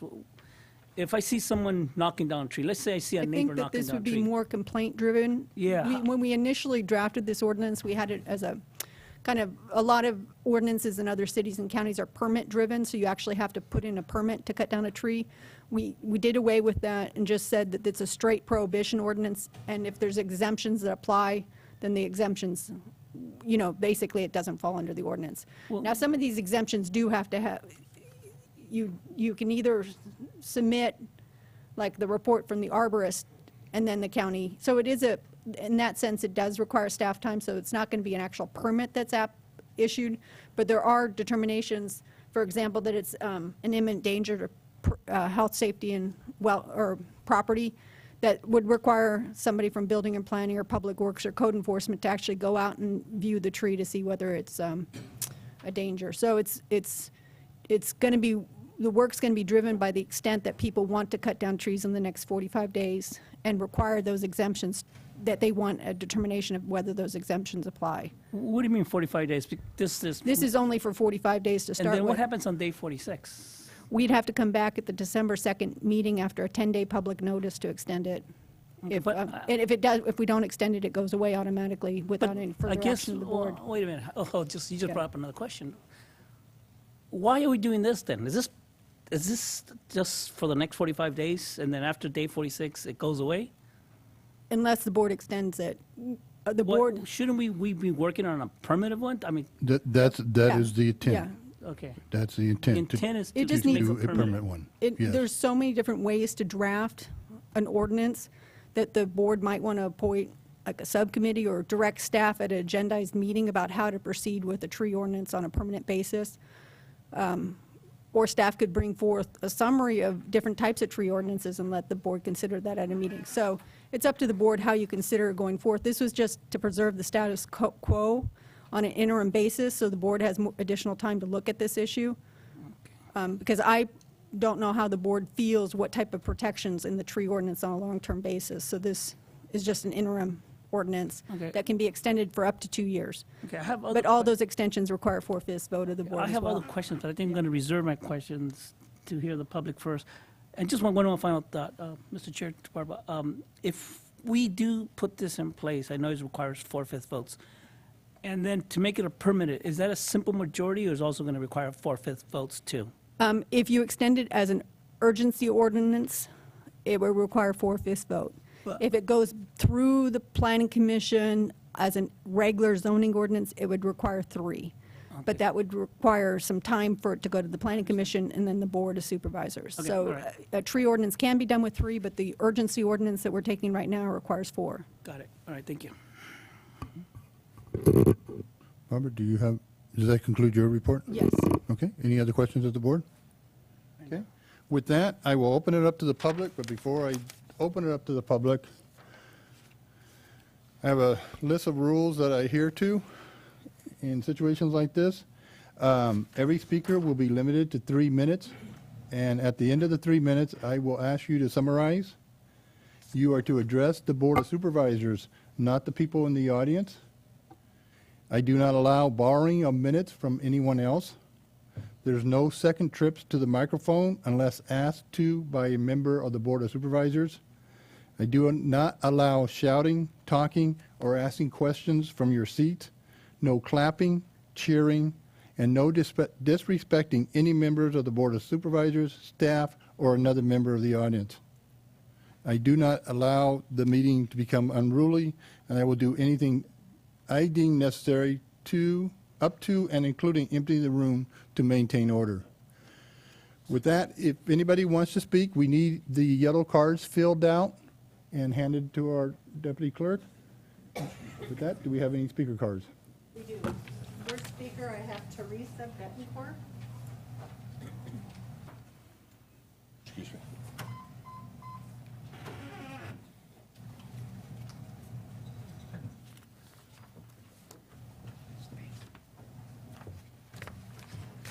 I want to thank Jerry Munzer for placing this item on the agenda this morning. I thank the Board of Supervisors for taking the time to hear our concerns.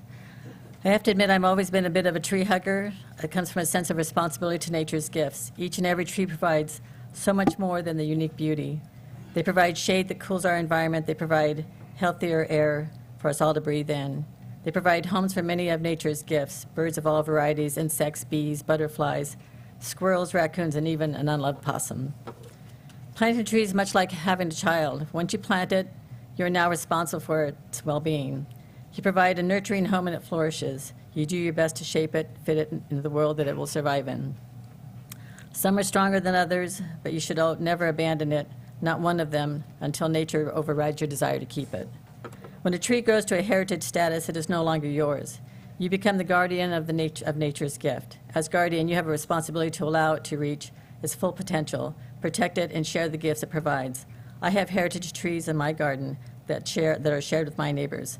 Although I benefit most from their shade, my neighbor's vantage point, they see more of the beauty. We all enjoy the cleaner, cooler air, the tranquil songs of the nesting birds, the hum of bees that depend on these trees. I believe my neighbors would agree that I would have to have a really good reason to turn these grand gifts of nature into wood chips. When a person or entity knowingly acquires recreational property within a residential community that is home to an abundance of heritage trees, they have adopted these trees and the wildlife that has become dependent on the newer generation woodland.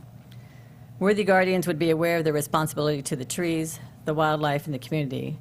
With the continued drought, our residential communities in San Mateo County are sure to lose some of their heritage trees. For all those trees that have the strength to survive the drought, overcome all the challenges nature has to offer, we would be negligent in not serving as their guardians. When a tree has survived as much as 30, 40, and better than 50 years, who are we to decide that this life is over? I'm not saying that no tree should ever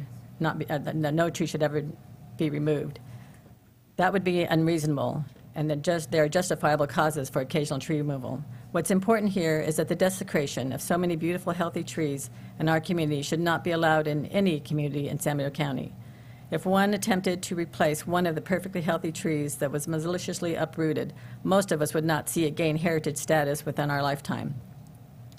I have provided each of you a copy of the independent arborist, certified arborist opinion. He states that there are a number of trees unnecessarily targeted for removal. If we allow this to continue, we are not worthy guardians of nature's gifts. We are not worthy guardians of San Mateo County's communities. I urge all 5 of you, please vote affirmatively today to save San Mateo County heritage trees. Supervisor Botello? Thank you, Mr. Chairman. I have a question for you, Ms. Betancourt, and I don't intend to ask very many questions as the public comes up, but I understand you're the president of the Homeowners Association? Yes, I am. Okay, and, just kind of following this issue, and this is real complex. It goes beyond trees, what's going on at Ridgemark. What concerns me is, I'm a tree person too, but, the trees happen to be on the other side of most of the property lines of the homes along, the abandoned golf course. Are the homeowners willing to take responsibility of maintenance of those trees and waive any sort of liability of those trees that may pose a risk to the properties that they're adjacent or aligned to? The Homes Association currently has a bond to basically take responsibility for any damages that may come of those trees. That's good for this next year while this is all being studied and while our community is going through change. Because, I play golf on that course hundreds of times myself, and I'm very aware of where the trees are, unfortunately. But, yeah, some of them I wish I could have removed myself, Yeah. but they're beautiful trees, and it does add to a community. There's no question about it. And there are some individual homeowners that are willing to sign a waiver, although Eric here said that he sent something out to the homeowners. They're not, most of them are not aware of that, but there are those that would take that responsibility to water them, to nurture them. Okay, that's the question I was asked. Thank you very much. Okay. Speaker is Patty Spears.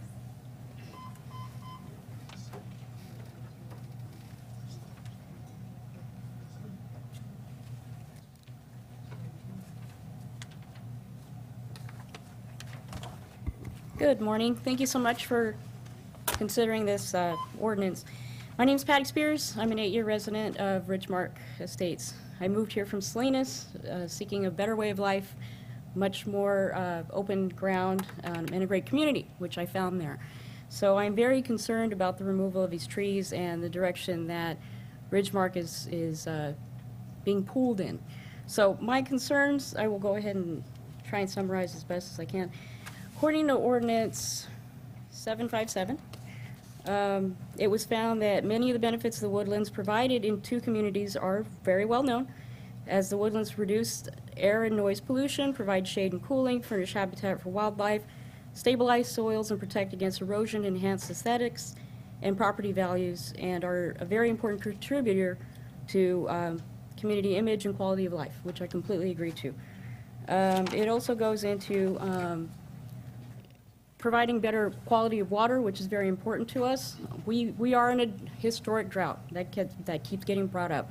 We've been through historic droughts as California residents in the past. I've seen them. I've been through them. And so I know we will get through this. We always do. And so my points being that in this packet that was provided, I assume, by JMK, he notes that, Alex notes that he has consulted with licensed tree contractors, an arborist, an environmental protection officer, and San Benito County Fire Marshal, to name a few. I see that the reports are included, yet where is I'm curious, where is the report given by the environmental protection agent? It's not included. Although we are in a drought, and I see that the driving range is the greenest I've seen it in 8 years, I wonder why that is.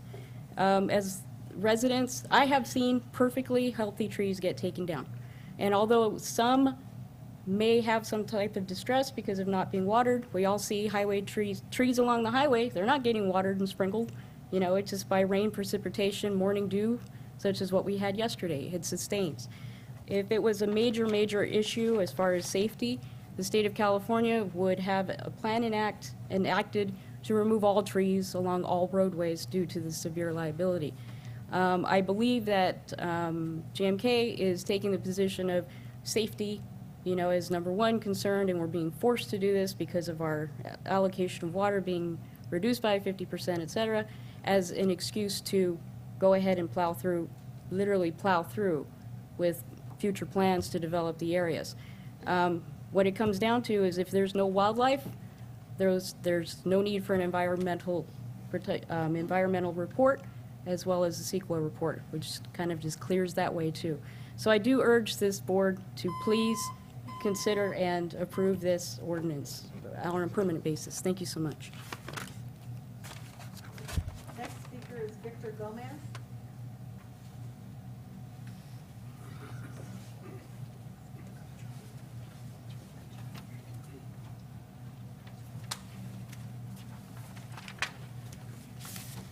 Good morning.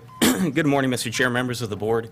My name is Victor Gomez, council member for the city of Hollister, but I'm here today to speak as a former Ridgemark resident.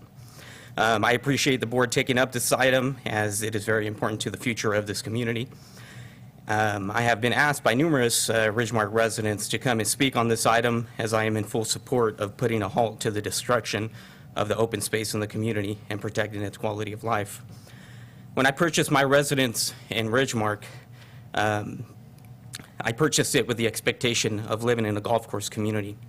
Unfortunately, today we are witnessing the destruction of the natural habitat Ridgemark residents have come to enjoy over the years. It's unfortunate that damage to this community has already been caused, but we still have time to reserve the other areas of open space that have not been destroyed. If the trees are not protected, property values will continue to be affected and the quality of life will continue to be diminished.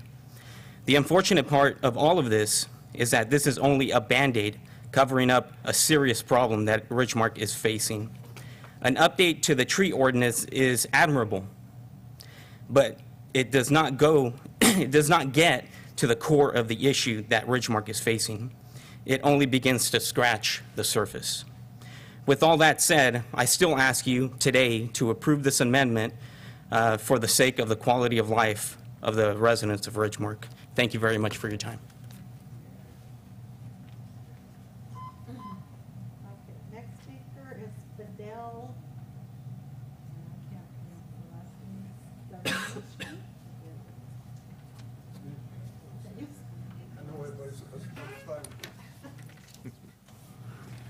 Good morning, Mr. Chairman, members of the jury. My name is Fidel Esconayenki. I'm living in Ridgemark for the last 40 years. When I moved over there, it was a beautiful, nice community, beautiful trees coming up. Today, these trees are no longer over there, most of them. To ask you a question, sir, they don't give me the opportunity to ask if I assume a responsibility for the trees next to my house. I was out of town with my wife. When I come back, the trees was already gone. And then they tell me, oh, we do these trees because they have some kind of disease. These trees, they were very healthy. And on top of everything else, they were the obstacle for all the birds. And every morning, you know, before the sundown, the first day, the lights of the day, all the singing and the harmony and everything else. And in the nighttime, and the singing, and all the little birds during the summer, you know, they used to fly, landing on my fence and walking on my yard. Today, there's no more cheating, no more singing. It's just like a cemetery. Even the birds, they make me mad once a year because they used to go eat all my grapes. And I was very upset about that. But that's really, it's not good. On top of everything else, I want to go back 2,000 years ago when the Roman Empire began. They had no law, okay? Then the people start to rebel because of the high aristocracy. They were abusing over the power to the poor people. Until one of the greatest Roman Empire, Justinianus Augustus, he come back with what they call the body of the civil law to regulate justice for everybody. This book is still alive today, and it's well used all over the world. The law is equal for everybody, and nobody can take the law on their hands and carry indiscriminately trees all over the place. Today is a ridge mark. What about tomorrow? I think it's a time we should start to do something about before it's too late. Thank you very much. Next speaker is Carolyn Colmer.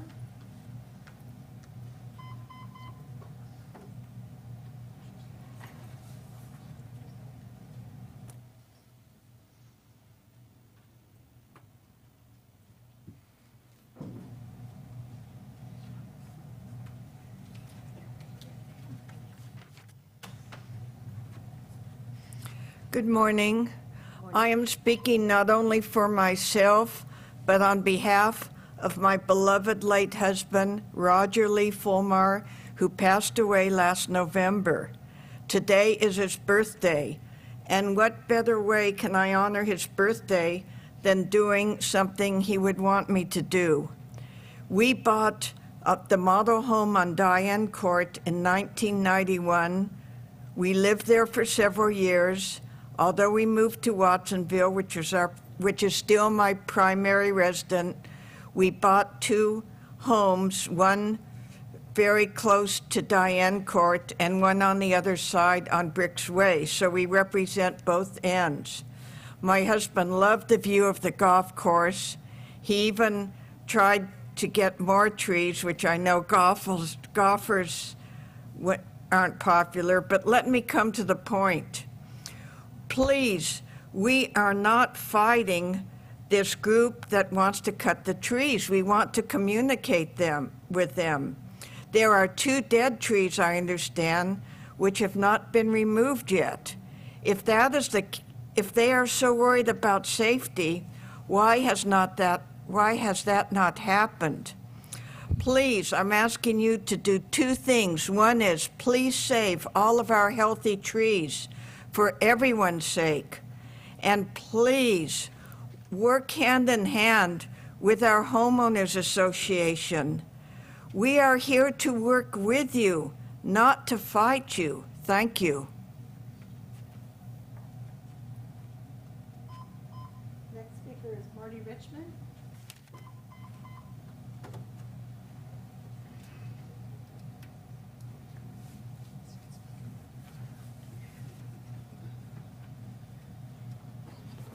Sorry. Marty Richmond from Hollister. I don't live in Ridgemark, so I don't have any dog in this fight, as the saying goes. The area I live in would not be affected. I live in the city. But, you know, I remember sitting in the clubhouse when Ridgemark changed hands last time. And I remember all the people who lived there were celebrating and said, thank God somebody bought the place, because if nobody had bought it, the clubhouse would be gone, all the golf course would be gone, our houses wouldn't be worth a nickel. And now here we are. So the trees, as if I can steal a line from Mr. Gomez, the trees aren't the problem. They may be the manifestation of the problem. This has been going on for months, and unfortunately now an election's coming up, so all of a sudden this is an urgency ordinance. It's urgent to get it done before everybody goes votes. Where have you been? This has been going on for months and months and months and months and months. Now, I have the advantage as an outsider. I can say that these two groups, the homeowners group and the owner, are just cutting off their noses, both of them, to spite their faces, and they're fighting, and nobody's going to win out of this. Everybody loses. And this is an opportunity. They should have been advised to get an arbitrator to sit down, get in two separate rooms, get the arbitrator working between them, and make a deal. And that's what they should have done a long time ago, and I urge them to not give up on this. Now, everybody could dig in, and they can wait until the place collapses because the owner runs out of money, and you can't make them spend money, and the homeowners then get the benefit of having everything close up. I don't see that make any sense at all. I could support this ordinance with two changes, and I'm glad one of them was brought up by Ms. Thompson.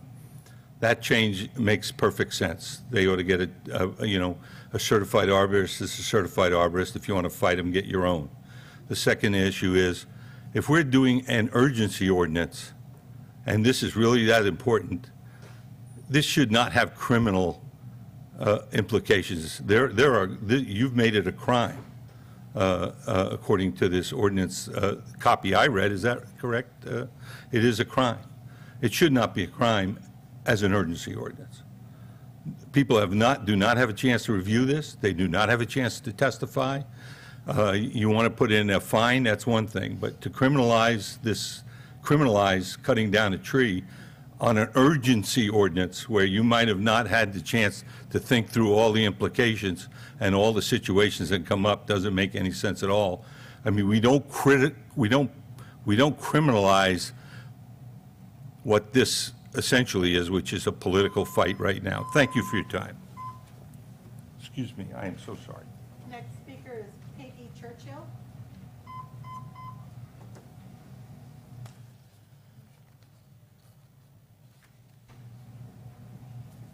Hi, I want to thank you guys for allowing us to bring this across to your attention.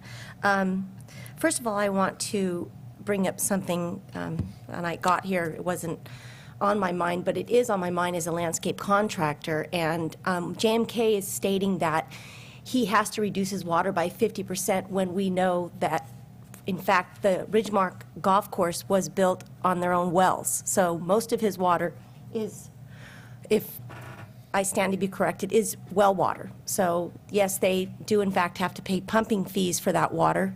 The blue valve that he's talking about, San Benito water, that he had to make the 50% cutback, is a minimal use for them. So technically, the trees on that golf course that are, yes, in fact, stressed from lack of water, if I'm not incorrect, I think the county's now offering rebates for people to adjust their watering use and different types of ways to reduce water. Well, these trees could be protected and saved and be very healthy trees, and the water lines are there right now. He's got underground water lines. He could set drip systems on those trees, and yeah, let the golf course die.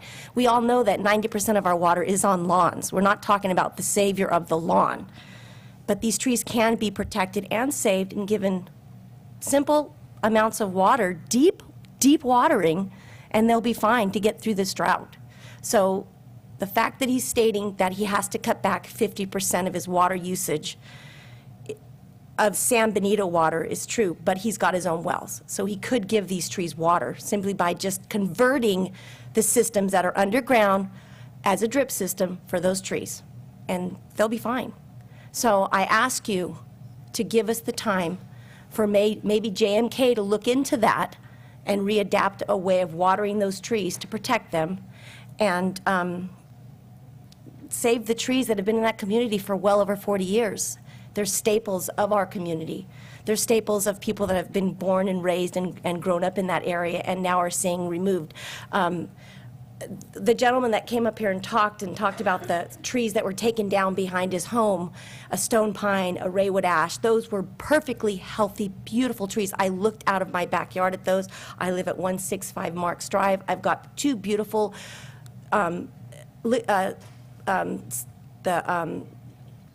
eucalyptus trees, I'm sorry, I'm trembling here, that are really nice trees. And yes, with care, those trees are fine, that they've been neglected by the golf course, and they've put them in that state, so they can take them right back out of that state very easily and very quickly, just by converting the watering system on those trees. So I ask you to please give us the time to put the ordinance in place, to look and readapt in another situation that can protect the trees. Thank you for your time. Mr. Chair, may I make a comment regarding the comment that was just made by Ms. Churchill? And the comment is about if you own your own well, that really does not give you the right to use it and completely, run it dry. The well, even though you may have bought the equipment, the well it's still under San Benito County, is in the San Benito County aquifers, and you need to protect it and you need to conserve it. I just want to say that because we have been given direction from the governor directly that it doesn't matter if you have your own well, you still need to conserve water. So I just wanted to make sure that folks out there know that, because it has been brought to our attention as the Board of Supervisors, and we do need to conserve, even if you own your own well. Thank you, Mr. Chair. Do we have any other speakers? Next speaker is Mel Tungate.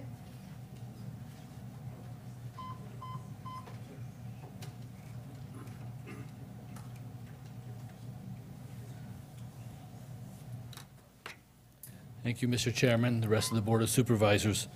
My name is Mel Tungate, and I wasn't going to speak today, but JMK Investments put a letter in the back that he had also sent to you, and I mentioned in paragraph 4 of that letter. The letter has many errors. I'm going to address only that paragraph since I mentioned specifically. The Alex Cariotis wrote, RHA board member Mel Tungate sent me several emails flagging trees in our property as diseased and are dying and represented hazards that need to be addressed. On July 18th, I sent one email consisting of, I believe, 3 lines that asked that one tree that was near the road and dead be looked at, because if it fell, it would damage cars that went past. There was a follow-up question from them as to exact location. I believe that was a 2-line email that gave them the exact location. I believe the next day, July 19th, if not, it was the 20th, I sent another email with another tree.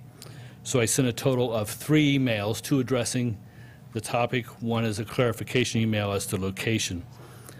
Exactly 2 trees were mentioned. Of those 2 trees, in one area, they clear-cut approximately 20 trees. I believe the tree that I mentioned was one of those 20 and was the only dead tree of those 20. The rest were live, vibrant trees, some of which Peggy talked about. The other tree that I mentioned still has not been removed, still is near a road, and still could fall, and still could damage property. If they were doing this because of an email I sent, they've not even fulfilled the email.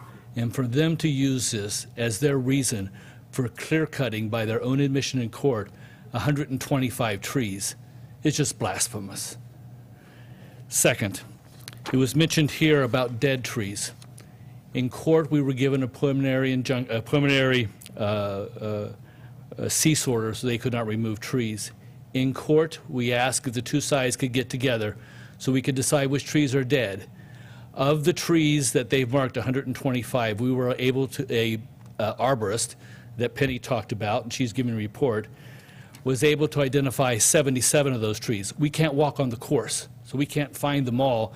But since most of them are on the edge and we could walk on property owners where we received permission from, or on the 10 feet that we owned, we were able to find 77 of those trees they marked to be removed. 18 of them were dead. The other 60 were live and vibrant. For them to say this is dead trees, in court we agreed that if JMK was willing, we would go with them and help them identify all dead trees. An email was sent almost immediately thereafter asking them to meet with us to identify the dead trees. Eric, you're my friend. I've known you since you came. Mel. I'm sorry. We have asked them to do that. To date, they have not responded. I will immediately get the arborist to go decide the dead trees. We want them removed also. We ask you to do this ordinance so we can have the 45 days in order to work it out. We want to work with them. We really do. Thank you. Sorry, Mr. Chairman. My fault. Next speaker is Dennis Dillon.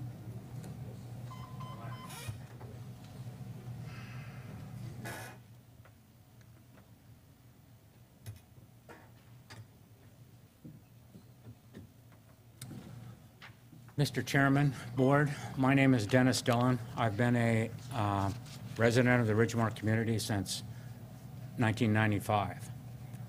I'm not a tree hugger. In fact, I've been working in the home building industry for 45 years. There's a packet that I picked up at the back, perhaps put together by the golf course owner.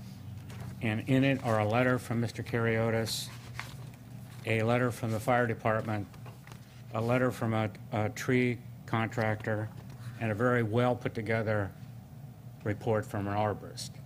I'm here today to recommend to the board that they do adopt the temporary ordinance, follow it up with a permanent ordinance. I am in more favor of a permit-based system where information that, like is in here, would be reported to county engineer, whoever supervises the permitting, and trees would, of the ordinance size, 8 inches, would be allowed to be removed based upon the criteria and the recommendations from the various consultants. Thank you. Next speaker is Eric Boyd. Good morning, Board of Supervisors.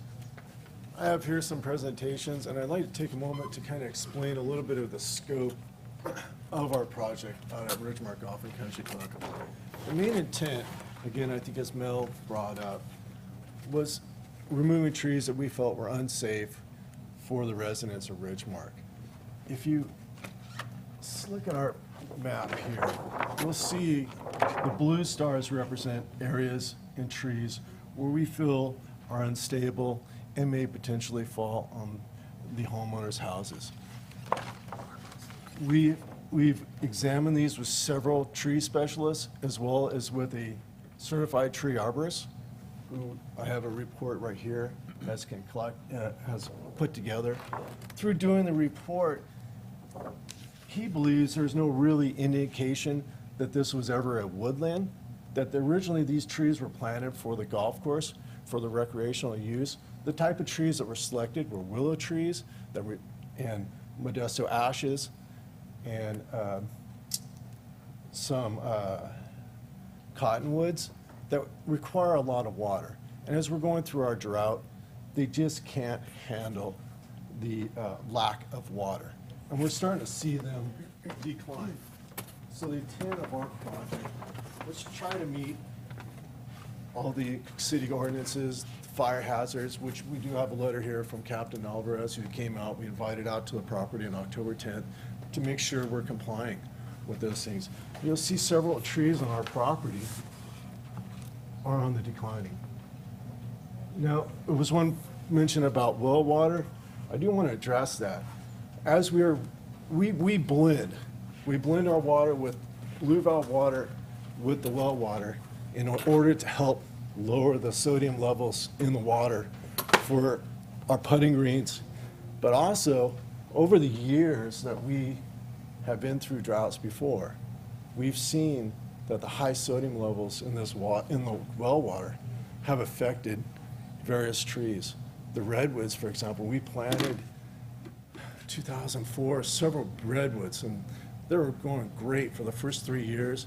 But as we got into that 2007, 2008 year, they started declining because the salt water was so, we were blending more with salt water than we were with blue valve water.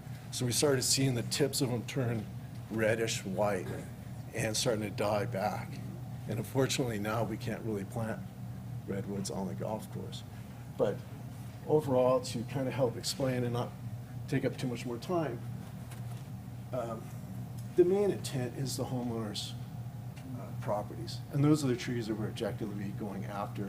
After touring the property with Captain Alvarez, he recommended a few areas inside the property that we maybe might want to look at that are away from the houses because they could potentially catch on fire, throw off sparks, and ignite some of the neighbors' fences or even roof lines. I'd also like to point out one thing too. Even though some of these trees look perfectly healthy, you look at the stone pine right here. It was literally 10 feet away from a homeowner's house.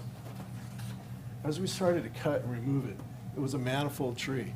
It just literally fell apart. Eric, if you can summarize now. If you can summarize. Summarize. It literally fell apart. If you look inside here, it's just badly decayed and rotted. I don't think it would have made it through the wintertime. So again, that is kind of the intent of our project. And I don't feel that the ordinance put in effect I feel that it will delay our project to a point where we're beginning into winter months where we won't be able to properly take care of those trees and take those trees out because it'll be unsafe for the arborists to climb and thin, and it'll be unsafe for us to get our equipment in to remove those trees. All right, thank you. Thank you. Next speaker is Robert Carpenter.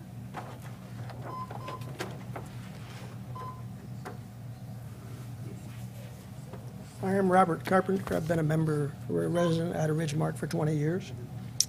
And I've heard some very interesting comments here this morning. And also, in Kiriko's letter, he's got one sentence I'd like to focus on. That common sense dictates that if you do not water a tree, it is truly a matter of time before that tree dies and eventually falls. Now, how much time is that? 100 years? 200 years? 300 years? Certainly not 1 year, certainly not 6 months. Since I've been in Ridgemark, if you remember the drought in 1990, 91, we had 36 holes of golf. We had well water only, no blue water. The chairman of the board then, Tiffany, we had to save water. Ridgemark survived without cutting down hundreds of trees, survived 36 holes of golf. Yes, we had some troubles, but common sense says that what's going on now does not make sense. And the lady speaker before, you drive down to Monterey, look at the thousands of trees that aren't watered. The eucalyptus trees in the middle of the highway down there, I see them fall out in the road. How come they haven't been all cut down? So common sense needs to prevail in this case. What I see, and I was told by one of the Cariota's family, that we're not in the golf course business, we're in the development business.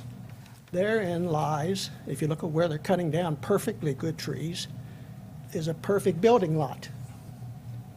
So consequently, you have to, as they said, this is a big dispute. We've got an intruder trying to destroy the lifestyle of what Sonny Paul has put together as a golf course community. He did not put together a housing development that happened to have a golf course. So which came first, the chicken or the egg? If you go back and look at history, look at the recent picture of Fred's Way, which is where I live, there's Sonny Paul is standing, planning the roads for, yes, a development, but yes, to protect the golf course and its thing. So consequently, we need to, again, one guy says we want to have time to discuss this further, certainly I agree with that.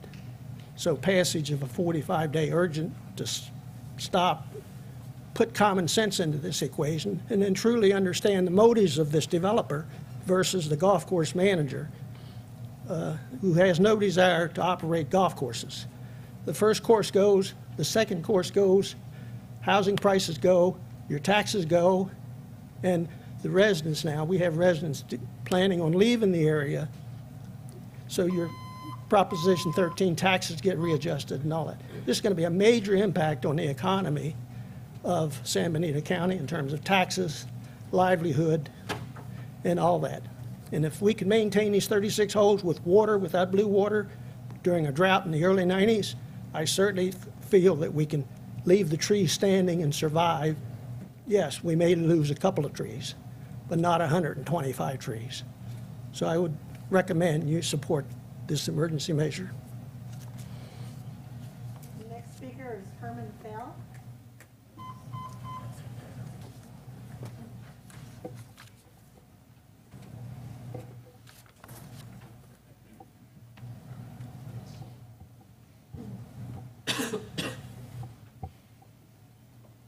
Good morning, Board.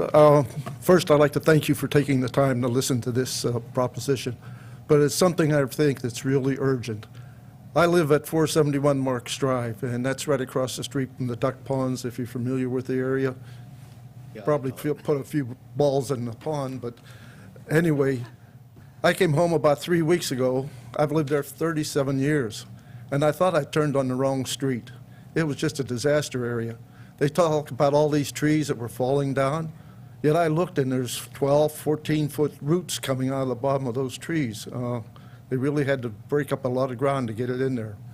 I won't go into a lot of detail, previous speakers have, but I just ask you to go ahead and put this ordinance into place so that we have 45 more days to go ahead and try to negotiate the problems that seem to be appearing.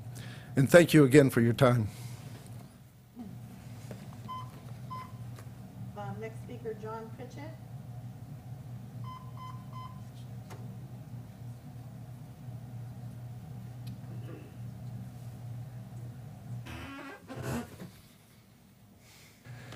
Good morning.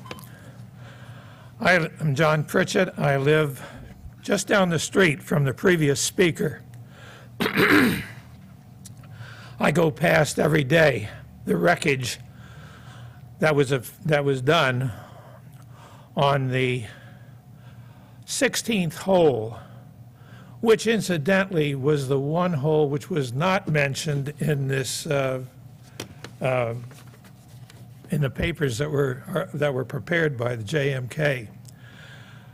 But the reason I was a little concerned and the reason I rose to speak was because I heard somebody say that temporary legislation, temporary ordinance should not be punitive. It should not make something a crime. Well, if there's any hesitation about on the part of the board, let me suggest an alternative. It turns out that everybody who lives in Ridgemark abides by the CC&Rs. It just so happens that the largest resident doesn't. In other words, Ridgemark country, the golf courses do not belong to the homeowners association. So I think that it might be an alternative compromise if you would consider applying the same rules and the regulations to the owner of the golf course that every property owner goes by. And just for your information, I took the time to copy down what that ordinance was. CC&R Section 7.16 of the Ridgemark Homeowners Association. No owner shall injure, remove, or destroy any trees existing on the date a lot was first conveyed.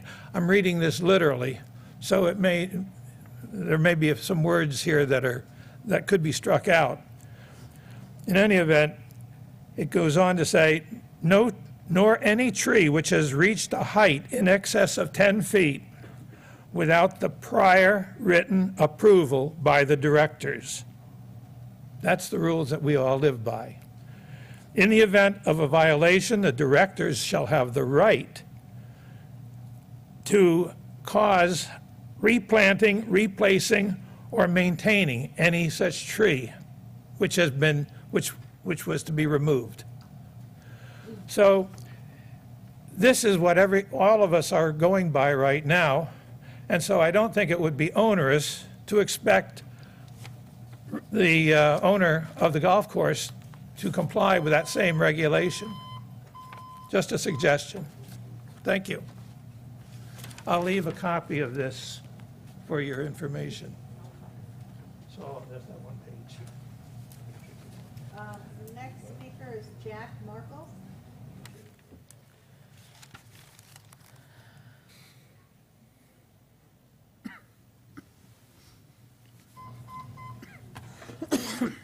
Morning, Mr. Chairman, members of the board.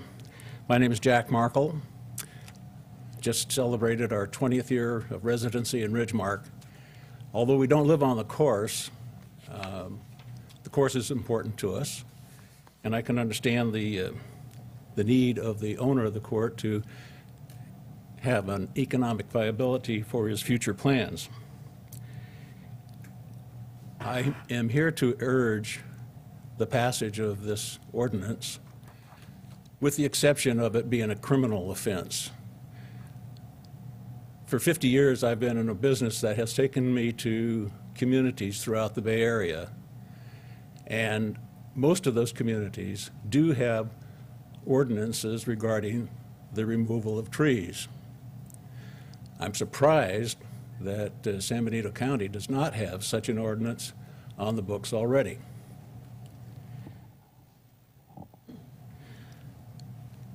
With regard to the usage of water, the amount of water that it would take to keep those trees from dying is far less than the water that is used to keep the lawn from dying. And on the 18 holes that have been closed, the lawns are already dead. So the usage of the water is well below the 50% requirement that would be necessary to keep those trees alive and well. The trees are an important thing, regardless of how you look at it. JMK wants to develop houses over there. That's fine. I don't begrudge him that. But trees are an important part of any development. It would seem logical to me that prior to the removal of any trees, except those that are obviously dead, would be held off until the development plan is made and they know where the lots are going to be, where the trees are going to be in relation to those lots, and then judiciously remove those that would be in the way of a reasonable development plan.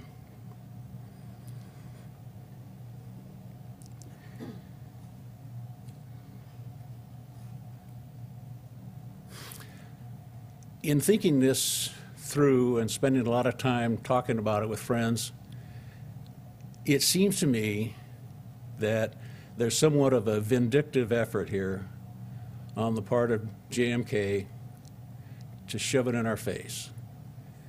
And I know those are strong words, but from the way it appears, since they've taken out perfectly viable trees, I don't understand why they would do that. So again, to summarize, I would strongly urge the passage of this ordinance with the exception of criminal charges. Thank you. I don't have any other speakers. Thank you, supervisors. I met with some of you earlier this week and was able to talk you through the issues. I presented this letter to all of you to read in advance, and I'd like to kind of just take some excerpts from that. The first thing I'd like to look at is the attorney letter I received from the Ridgemark homeowner's attorney. It said, the San Benito County Code of Ordinances provides that no owner shall maintain his parcel any fire hazard or vegetation otherwise noxious or dangerous in a condition of growth constituting a menace to the public health. Fire is a major concern in the Hollister area, especially in this time of drought. You could read the rest of that letter, but I'd like to fast forward to the next page where we contacted the fire marshal and are going by his recommendations. Eric showed you the the trees in the areas that he had as major concerns. So we have a report from the county fire marshal indicating we have some problems with these trees. On top of that, we also have a tree contractor telling us that a lot of these trees are diseased and need removal. And on top of that, we have an arborist who was actually on our property, not looking through neighbors' fences or from the street, that inspected the trees and told us they needed to be removed.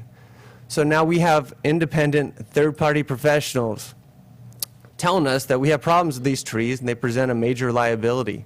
My concern with this tree ban is that over the next 45 days, as we're entering the winter, or the fall and winter times of the year, that's also storm season. Now, whether or not we get a heavy winter or not, it's all a possibility. So we have these, I said, these reports that are informing us that we could have liabilities. And if just one of these trees falls, it's a shame, and it could be property damage, as well as neighboring or harming the residents of the neighborhood. That's our primary concern.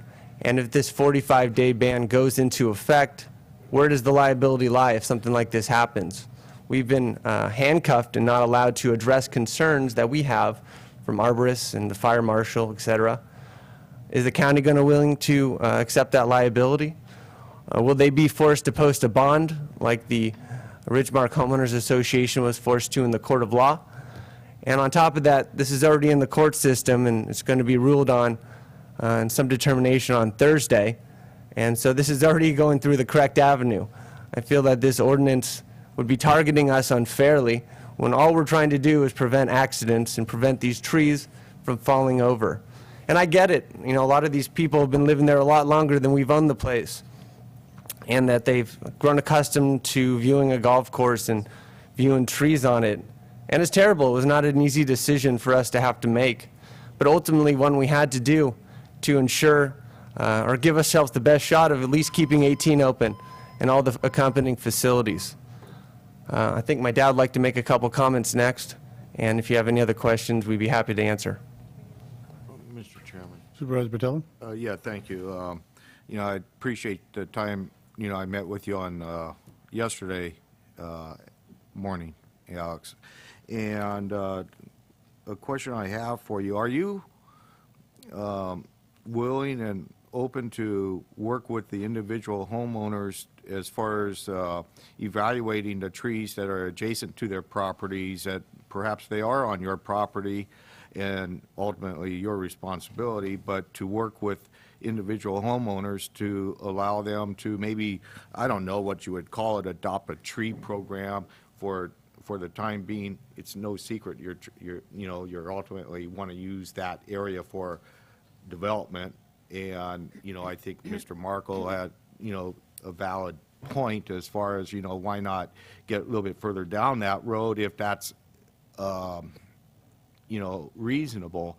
But for the time being, working, you know, try to find some common ground with these folks and, you know, work with them. Well, I get what you're saying. It's a little bit more complicated than that because their attorney is taking a legal action against us in the court right now. And I'm not sure I could even answer that question. I'd have to run it by my attorney, but they've been very litigation happy, let's put it that way, thus far. We tried meeting with them in January. We met with all of them in January, and by the time we were able to meet with Ridgemark Homeowners Association in April 7th, we met with them and we both characterized that meeting as very productive. And then on April 8th, the next day, they served us with a lawsuit. So it's been a very back and forth relationship with them, and I'm sure both sides have their, are upset over certain things, but from our perspective, we have been willing to meet. To answer your question, I can't answer that right now. I'd have to talk to my lawyer, but because it's a little bit more complex than just a yes or no. Thank you. Thank you.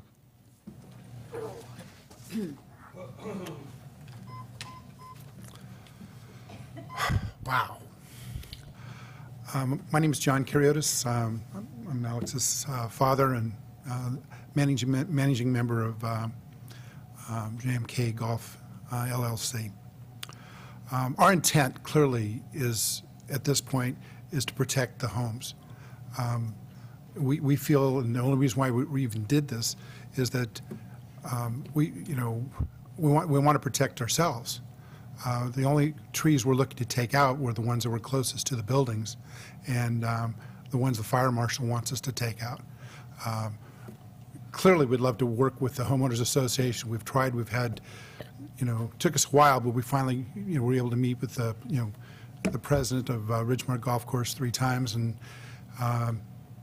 when we thought things were, moving forward in a positive way, the next thing we do would get sued, and in a very hostile way, and then they weren't willing to meet. And although we've tried to meet with them, tomorrow night, as Jerry, you're going to be there, is we're meeting with the homeowners associations, all of them, to work out hopefully the road sharing agreement and maintenance agreement, which we were never a party to, but we've been trying all along to become a party to that agreement. The future of Ridgemark, I'm losing $50,000 to $80,000 a month.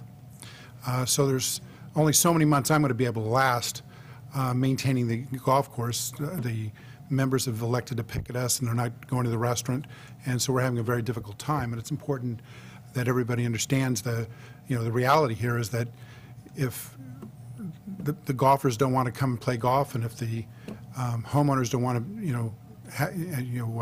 come to the restaurant and support it, then we'll close down. The cost of litigation is very expensive for both parties. It's not. We tried not to have it. That's the whole purpose of meeting and trying to get direction from the homeowners association. Penny wasn't willing to have the other associations meet, and she wanted to meet with us directly, which we did. And I was shocked to get sued. And unfortunately, once you file a lawsuit, you get punched in the eye, you end up punching back. That's not something that's beneficial to us. It's not something beneficial to the homeowners association, and it's very costly to all sides. Where the future of Ridgemark goes will probably be determined in the next week, starting with the decision by the courts, and then the decision moving forward in tomorrow night's meeting with the other homeowners associations. Because if we can't get an agreement to work out the roads, we're going to end up in a long-term litigation, which will be extremely costly for all parties, and be determined by the judges. So, do you have any questions? If not, I'll just sit down. Thank you, John.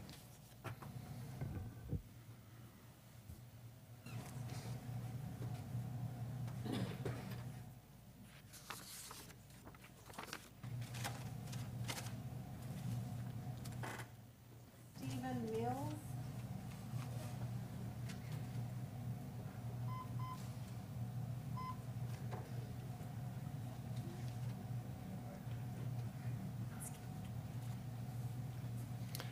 My name is Stephen Mills. I'm a resident of Ridgemark. It's really gratifying to me to know that JMK has my safety and well-being as their highest priority.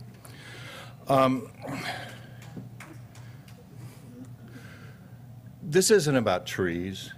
This is one more round in a continuing struggle between the owners of the golf club and the homeowners. And what it's about trashing the place.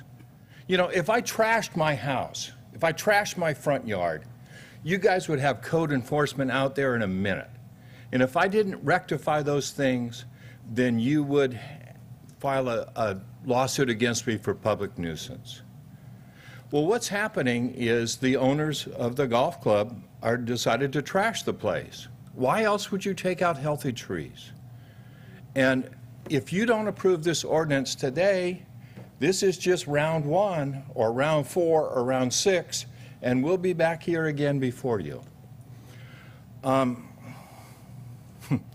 My advice to you would be to look into using the power of eminent domain to buy out the owner and to assume ownership, because I don't think you can work with him.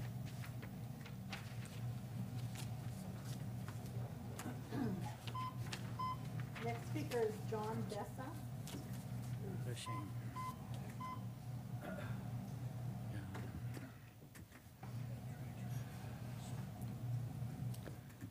It's nice to look out here and see some familiar faces.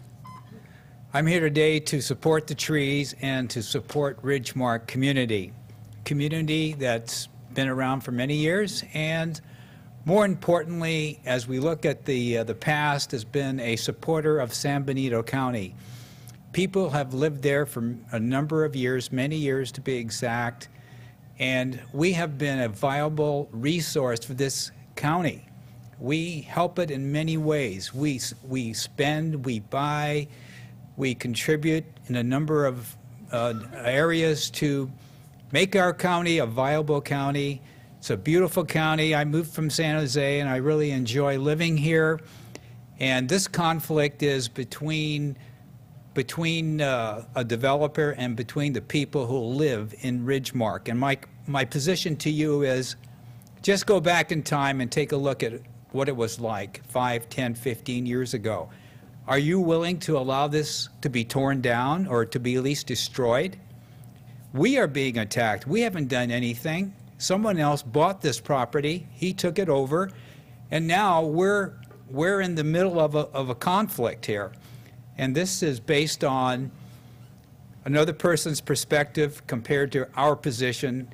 We want to live in this area and enjoy the benefits of San Benito County. Thank you. Next speaker is Pamela Kolovich.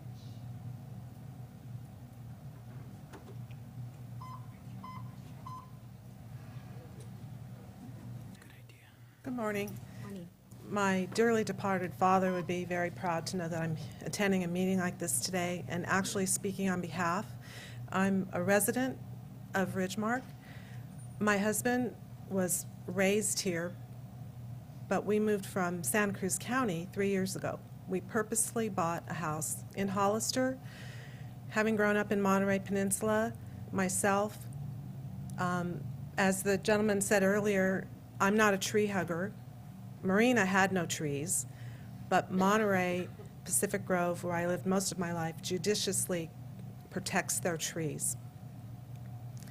Coming to Hollister and knowing the people that I've met here, they're fanatical about their town. I thought it was strange working in Salinas. People were so proud to say they lived in Hollister, and I thought, Hollister?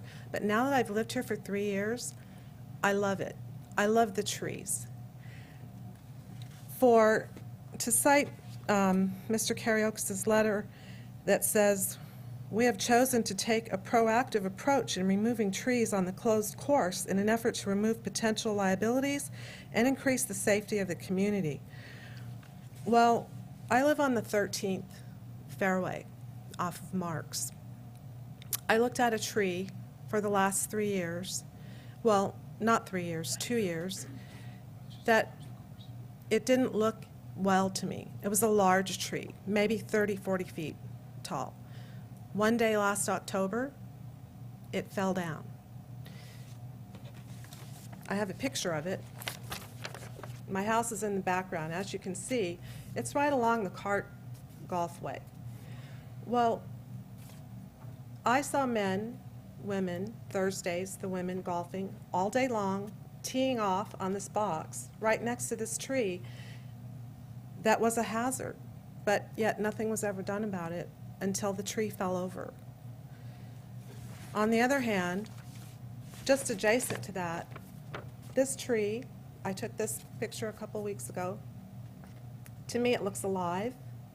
It's not near anyone's house. It's at the edge of a green. It's really not even close enough to the cart pathway that if it does fall over, it's going to injure anyone. So I'm seeing a bit of hypocrisy here about their concern for our safety. The guard shack, they're sitting ducks all along that roadway there where the trees are overgrown. We're having a lot of construction going on in our house right now, and the trucks coming in, I'm wondering how they get out without hitting those branches that haven't been trimmed. So in closing, I would just say, don't it always seem to go that you don't know what you've got till it's gone? So I'd ask you to approve this ordinance. Thank you. I have a question of her. Pamela? Yes. The second picture that you showed us, is that one marked to be Yes, destroyed? sorry, this one's marked to be destroyed. It is, and, Yes. Is there a reason that was stated why that particular one was going to be destroyed if you? Well, I mean, I'm just. well, And I despite- probably should be asking that of maybe Eric. That's an excellent question, and I would ask that question. But despite what they're saying, that JMK is saying, they're not approachable. I'm not finding them approachable. I don't have long-term connections to the community like a lot of people here. I'm a newbie, 3 years. But we chose to move here. We chose to move to that area, not because we're golfers, not because we wanted to live in a golf community. We like the atmosphere there. Well, you've answered my So- question that it does have an X, but Yes. we followed up with Eric letting us know why, it has an X. You may think it's perfectly healthy. And the reason I know about the red X's is because council and I invited her to come, our deputy council, to go out to Ridgemark and really look at the place and see what the trees were like and get an explanation of why certain trees were coming down. And we did get a lot of really good information. So I want to ask Okay. Eric now, why that tree, if you think that it's in perfectly, good health, why that one would be chosen to get cut down. We just need to make sure that we know why. So thank you. Okay, thanks. Eric, are you familiar with that particular Can tree? I look at that photo? I'm not really familiar. Pamela, may he look at that photo? And also, anybody that's presented evidence that they want to be in the record, we can make photocopies. So if you want that to be in the record, give it to the clerk and she can return a photocopy to you today. This tree, I do not believe is marked, because it is in the center of 1314 Fairway, and it's close to the outhouse. We really, when we first went around and were marking trees, we were only looking at the property lines. We weren't looking at the center part. We did go back when we went through with the second arborist and looked at the center part after Captain Alvarez had pointed out some of the fire hazards that were in the center. Eric, you need to address us, I think. I'm sorry. Yeah, it's There- okay. There were some of the fire hazards that were in the center between 13 and 14 Fairway. That's when we went back and started looking at some of those trees. But this tree, I do not believe is marked to go. Okay. Well, I just wanted to know if Eric knew if it was marked or not. Thank you. Thank you, Eric. Thank you, Pamela. I take this, but this might be, It's marked. no, I don't think it's marked. It might be the one next to the green, which was declining.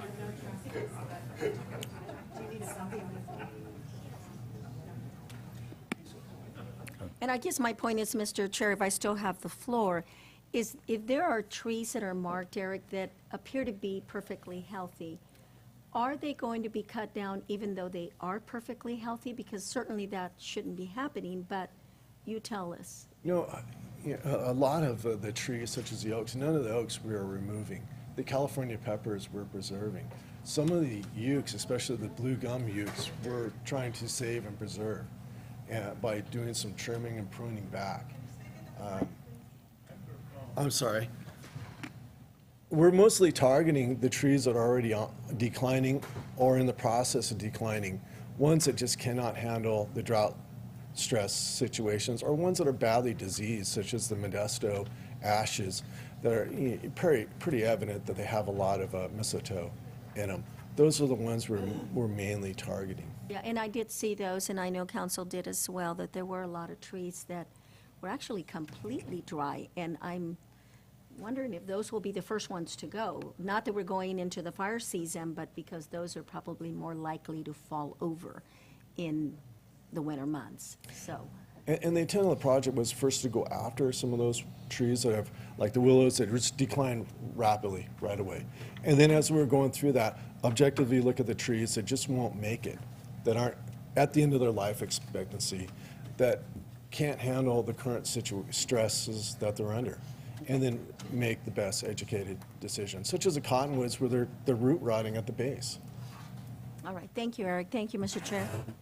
Supervisor Botello? Yeah, Eric, I'm sorry. I have one other question because we kind of refer to trees that are potential fire hazard. And, one of the questions after I left yesterday was, I should have asked, your plans going forward, trees are pretty hard to light on fire, unless there's a fuel load beneath them. I always have a problem lighting a fireplace without kindling. But anyhow, what's your plan and JMK plan as far as, grass control to make sure that the, trees don't catch on fire? Do you have a plan to go forward to make sure that the vegetative, dry vegetation is controlled at fire load or is taken care of? Yes, we've been seeking counsel from the local fire department in regards to managing the area. And we've been doing our best, and we'll continue as rain falls, to maintain it at 1.5 inch height. But even as Captain Alvarez pointed out as we're driving around, 1.5 inch height can catch on fire very quickly. All it takes is a kid to shoot off a bottle rocket in his backyard, and it takes off. Because as far as like the way the wind swirls in that area, and the way that the trees could catch on fire, once they do ignite and do catch on fire, because some of them are dry, and some of them are even semi-dry. The semi-dry ones can send off tinders, and the tinders could then catch on some of the wooden fences along the sides on fire, as well as some of the shake roofs that are on the residents' houses in the area. So those were some really main concerns of Captain Alvarez's. Going forward, we would like to take out those trees, and we do plan on maintaining the property to meet the fire ordinance standards. Yeah, because I would think that you would have to maybe, as we do in other areas of the county and between the city and the county, have, even vegetative grass weed control in the spring with a disc or something along the borders, and that eliminates all that. Just a suggestion. Thank you. We were planning on doing it with our rough mowers, maintaining it with our rough mowers. Mr. Chair, is it the intention to have a rehab program in place to replace trees that are sick, that are dead? Excuse me? Could I answer that question? Absolutely, any one of you three, absolutely. Yeah, if we get through development and, we're meeting with the five homeowner associations tomorrow night, and if we can, we're going to be presenting them a plan for development to get, and this is a rough draft because we need to get their input. Yeah, of course, landscaping and new trees and is going to be part of development. And it takes time to get there, and the reason why it's taken as long as it has is because we wanted to buy some additional land from the water district. It took them 3 months, 4 months to, get a meeting, and finally they said no, they wouldn't sell. So then we went and created a plan that we think meets everybody's, hopefully desires. There is a lot of open space. There, it's going to hopefully be win-win for the county, generate a lot of money for the community. We need more development. We need more people that will play golf. Existing homeowners that were members are aging, and they don't play as golf as much. So we need to have more growth, and with more growth comes hopefully a third of them will be golfers, and to support the golf course. So you will. Okay, I see But what the you're saying. type of I understand what you're trees that we'll be planting I understand. will be different types of trees. I They'll be So- more drought resistant. And Right. What are the ones we put in the Crepe myrtles. the crepe? Over 400 crepe Mr. Chair. And- So- okay. So, in the future, and we don't know what's going to happen, your ideas do include other options besides putting holes 9 through 18 there, right? Yes. Okay. Yes. All right, thank you. Do we have any more speaker cards? Yes. Yolanda Gale.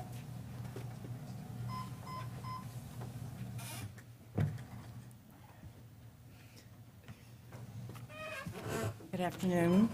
I'm Yolanda Gale. I live at 11 Florence Court. Since JMK bought the golf course section, about 3 years or 4 years ago, they cut down an 80-foot vibrantly wise green pine tree. And that's right adjacent to my property. And beside that, maybe about 30 feet away, there's another pine tree that is and has been half of a tree, and it had been green. However, their sprinkler systems were adjusted where none of this tree ever got any water, whereas when the other golf course owners were watering it.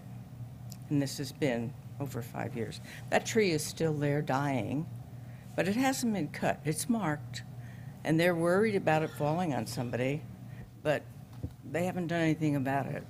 So also, they have not taken care of the ground since I've been there 17 years, incidentally. They have not taken care of the grounds outside of my area. It always looked like a junkyard, or it was weeds this tall. I'd go out there and cut them or spray them, and I'd put the pile there for them to just take away. They did not take it away. So my house backyard has always looked like a little junkyard because it wasn't kept up. I had to get up and talk because I could not handle this any longer after he made that comment about cutting the trees down that were dead. This has been there 17 years, and I've been there that long, but for them, 5 years, they were so concerned about these dead trees. In my opinion, they bought the property in order to develop it, and that's what they're at right now. Thank you for listening to me. Next speaker is Chuck Kaiser.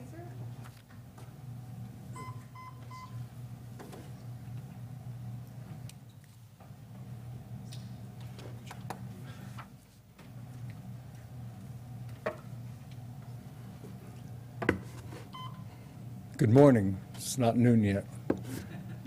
My name is Chuck Kaiser, and in the interest of full disclosure, I must admit that I am the Vice President of the Ridgemark Homes Association. But the reason that I got up to speak to you was I would like for you to ask one simple question to Eric. They've said a lot of commendable things about, they're concerned about our safety. That's why they're removing the trees.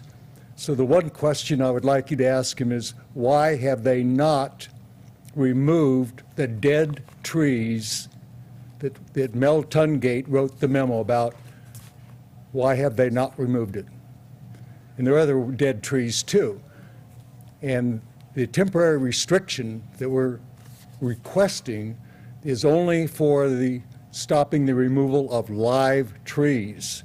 Has nothing to do with the removal of dead, diseased trees that should be removed, and we would want them removed. Thank you.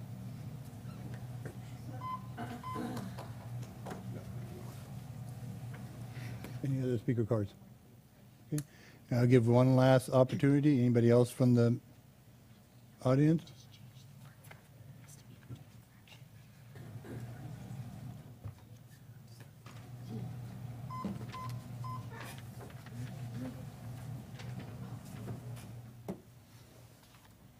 Richard Betancourt, 4140 Southside Road. I'm not, well, part of Ridgemark.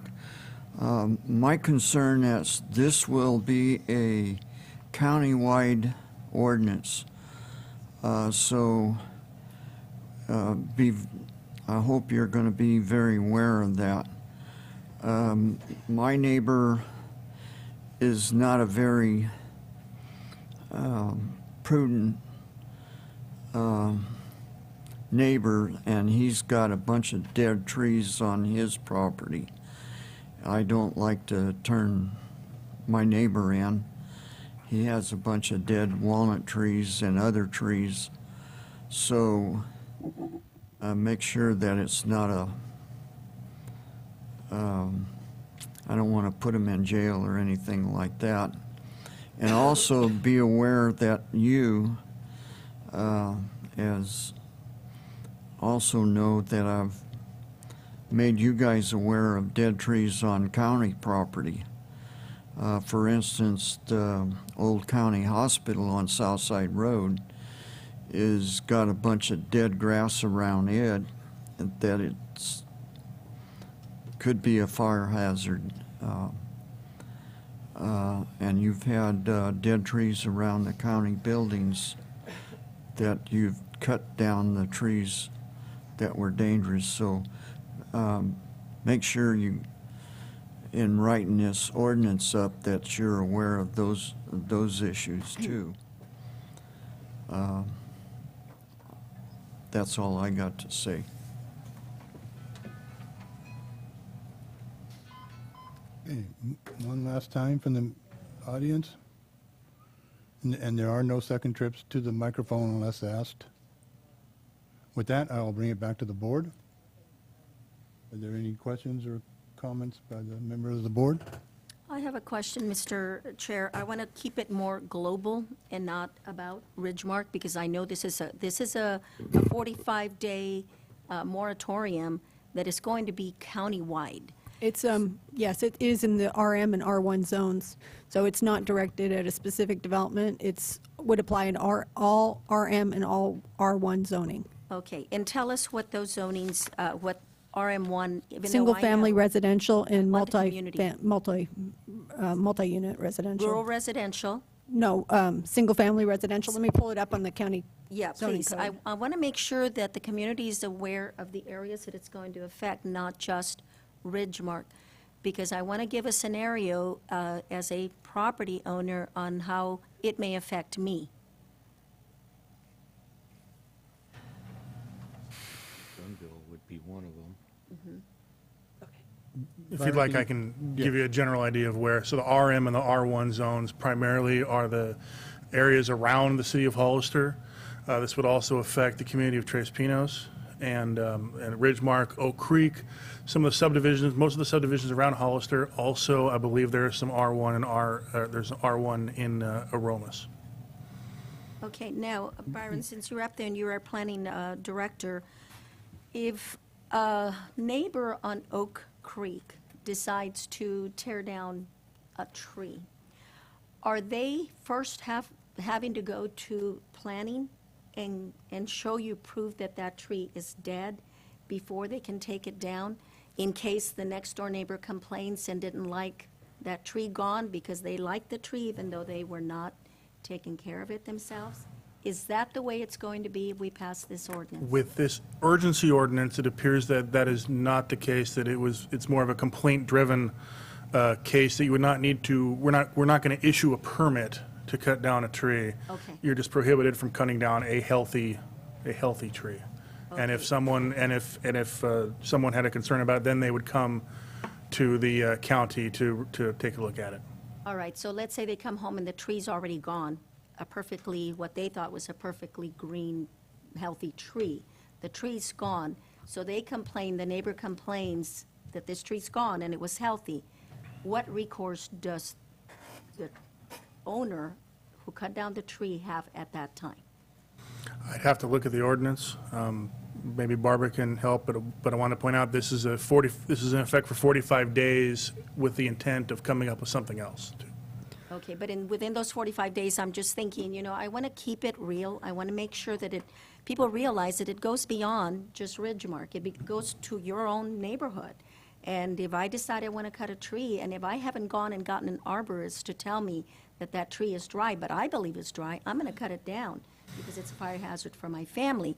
But I don't want the neighbor to come back later and say, hey, you shouldn't have cut it down. That tree was good. Show me that it wasn't green. Show me that it was diseased or that it was dry. In those 45 days, that can happen. There's two distinctions here. If it's dead, then it doesn't need the certified arborist. So basically, since it's going to be a complaint-driven procedure, if we're trying to to bring an action because of violation, a code enforcement action for violation of the code, we would rely on the evidence that's presented. So if we get a complaint, the code enforcement officer would have to go out there, take pictures, look at it, see whether the tree that's lying on the ground looks dead. So if it's dead, it doesn't apply, and then we would have to look at the tree. If it's just been cut and it's laying there, then you could see whether it was dead at that time. Or it was diseased. Or from pictures. Now, if it's diseased, then it's still alive and it's covered by the ordinance and it falls under that, one of the exceptions. So you'd have to, if you're trying to go under the exception that it's diseased or has received insufficient water that it can't be restored, then you need a certified arborist in order to try to qualify for that exemption. So the homeowner would have to go get a certified arborist report before they cut down the tree. So I Otherwise, am going to have some cost if I have a Yes. diseased tree. Yes, I if you wanna will go need under to that go and get provision. an arborist to come and say, this is a diseased tree. Mr. Property or Miss Property Owner, you got to pay me this set amount of dollars so that I can put it in writing that it is diseased, and then I will be able to cut it down.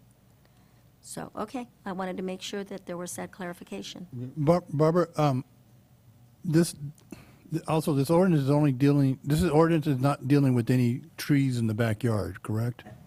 it is in the RM, R1 zones. Oh, It's applying for okay, any both- tree. Both Yes. front and back Yes. side, Yes. okay, okay. Now, if the board wants to address that, we can modify, so like we're at the lunch hour, so if there was some direction, there's possibility that we could still tweak an exemption, but right now it applies for any tree on those zones. Okay, It's a thank you. protected tree. Supervisor De Cruz? Thank you, Mr. Chair. Let me run a scenario by you, and you tell me if this can be done. You have a property, R1, and you have a, one bedroom, and family comes in, and they want to make it into a 4-3 bedroom with some other additions, and the tree it's in the envelope. Can they remove that tree and build in the envelope and relocate the tree somewhere else? Can they do that?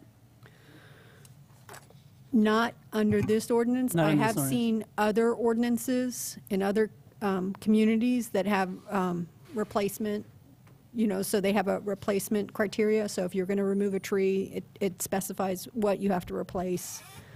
There's other ones where even if you can't replace on the property, you replace, you contribute to a fund, you replace somewhere else in the jurisdiction. So there's other ways to address it, but this one You can't doesn't do it. address it doesn't have an exception for, I actually did see an exception that would be easy to draft. The exception would be removal of the tree is authorized pursuant to a permit that's issued by the Board of Supervisors or the Planning Commission. So it's. This current urgency ordinance does not allow that. That has to No, happen. I could actually add that because I've seen language to say pursuant to a development approval already issued by the Planning Commission, for example. So it could be drafted as an additional exception, but it doesn't have that now. Okay. I have seen that in other jurisdictions, though. I have another question. Penny, the president of the Homeowner Association, gave us a letter where they got their own arborist. Oh, it's on. Where they got their own arborist, which disagrees with the arborist that the Cariotis has got. Who makes a determination on which arborist is right? In that case, it would have to be, the county would have to have an arborist that's independent, that's not been retained by either party. We'd have to find an arborist that we think is an independent, that doesn't have a stake in the game to review the situation and to look at the trees. And who would pay for that county arborist? Would it be the complainer or the property owner that's taking the tree, that wants to take the tree down? Currently, it doesn't state who's going to pay. It's not required to be paid by the property owner, so it could be paid by the county. It would have to be paid by the county. I will leave it up into the air about whether or not, like, let's say that there was a neighboring party that was complaining about the situation. It's possible that the county could have like a neighbor pay and the county selects, like under a reimbursement agreement, that the neighbor pays, the county selects the arborist so that the cost isn't paid for by the county. But right now, it's not required to be paid by the property owner that has the tree. It would be either the county or a third party that has to pay for it. Do we know what an arborist costs by the hour, or to come in and look at one tree? Does anybody here know? Byron? I don't know. And remember, this to me, this situation, and we have a situation in Ridgemark, but we have a countywide issue in that we have a tree ordinance, and the tree ordinance failed us in this situation. Sorry about that. We need to have something in place so that when a large amount of trees are being removed, there's a process, a check and balance. The neighbors are notified, whatever it is. We need to work out those details. The intent of this is to give us time to work out those details, to take the tree ordinance we have, look at it, amend it, and come back with something that would protect all of the built-up areas within the county without being so onerous that, nobody can live with it. Also, the intent of this is not to stop anybody from removing a dead tree / tree that is imminent domain or imminent threat to health and safety. So we just need to have some time to look at our own tree ordinance and come up with a working version of it that covers this area. Supervisor Rivas? Yeah, thank you, Mr. Chair. And I agree. I think that what's challenging for me about this issue, or what's frustrating for me about this issue, it's easy to point the finger. Our board hasn't done enough, especially in an election year.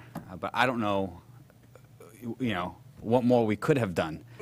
And the reason I say this is because, when I look at this issue and the history between residents and JMK, this is an issue between JMK, who's a private entity, and local residents, but I should know better. This is going on my 4th year on the board, and when you talk about public and private issues in San Bernardino County, it's all blurred. And so you expect, the world from local government at times, and I understand that. But I think the biggest thing I see here is, I'm as green as they come when it comes to trees. I want to save and preserve all trees. I want to plant more trees.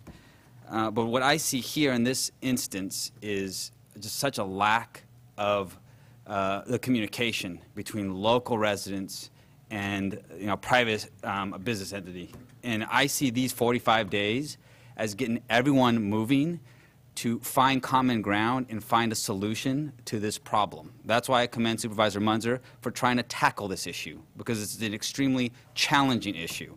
Nobody's happy at the end of the day, when it comes to some of these issues. And I commend his leadership for trying to tackle such a challenging issue. And like I said, this is a private matter that is on public display now. I live in the 3rd District. I have very little rural area in San Bernardino County. But at the same time, when I have local residents calling me who have investment property in Ridgemark, because I believe Ridgemark is an asset. I have lived here my entire life. I've golfed there many times with my colleague. It's one of the few forms of entertainment we have for young people out at the clubhouse. And so I think it's in our best interest to all work together to try to preserve and keep Ridgemark what it is and what we've known it to be. Sorry,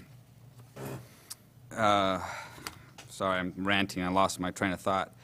So I really want to, I have no problem supporting this action. It's 45 days. I understand that we have to be up here as a board and we have to, think of worst case, countywide impacts. But this is 45 days. I would hope in these 45 days the sky's not going to fall, that we can really give you guys time to come together and to work together, because we need to find some common ground between all of us to make this right. And so I lost my train of thought, so if I get it back, I'll let you know. Thank you, Mr. Chair. If you find yours, look for mine. Supervisor Bertello? Yeah, it's lunchtime, and maybe we're all getting hungry, and it's easy to lose your train of thought. And I'm going to be supporting this emergency ordinance today. And I think Supervisor Rivas, as long as he held his train of thought, his message, I think, is very clear to you, the residents of Ridgemark, as well as the owners of the golf course JMK. You know, the countywide implications of this, you know, can't be ignored. That was a very strong point. And, you know, in my district, I don't think I have an issue or problem with tree removal. And there's a lot of reasons why a person would choose to remove a tree, you know, on a piece of property. It could be pulling up a sidewalk, creating a hazard that way. It could be plugging a leach line. The list goes on. But, you know, all five of us, I think, have a deep appreciation for Ridgemark as a community, as well as the amenities that it offers all of San Benito County. And we want to preserve that as best we can. But we need, you know, your help, your cooperation. And what bothered me a little bit from a couple of folks that got up and testified, that it doesn't seem like some people are not willing to compromise or reach some common ground. And I'll tell you, tomorrow you're having a meeting. I hope that the leadership of those homeowners associations, as well as you folks, get involved and try to look for some compromise, because what could happen is that there be zero golf courses out there, zero clubhouse, and the deterioration will continue. Please look for some common ground. You know, I think this 45 days gives you a path to at least address one area and one issue. And I'll tell you, the same messages for JMK, from my perspective, is better be reaching out to these homeowners and looking for some common ground, and work with them and address some of their you know, areas of concern. Otherwise, you know, I'm not being overly enthused about more growth and development out there. And that's a fact for me. But, you know, hopefully the community comes together, recognizes that they could prosper and survive, but there is be a change out there. So hopefully you have success at that meeting tomorrow night, Mr. Chairman, bringing the different viewpoints together. And but I'm going to support this right now. Oh, and one other thought, a question for council, because I do have it up on my screen even before a couple of speakers mentioned it. As far as the penalty for violations, criminal, is that something that needs to stay in this on this emergency ordinance, or is that something we could change to be a fine? And I could propose that we strike one word and change the word misdemeanor to infraction on that 2529.206. First of all, it's only a 45-day ordinance.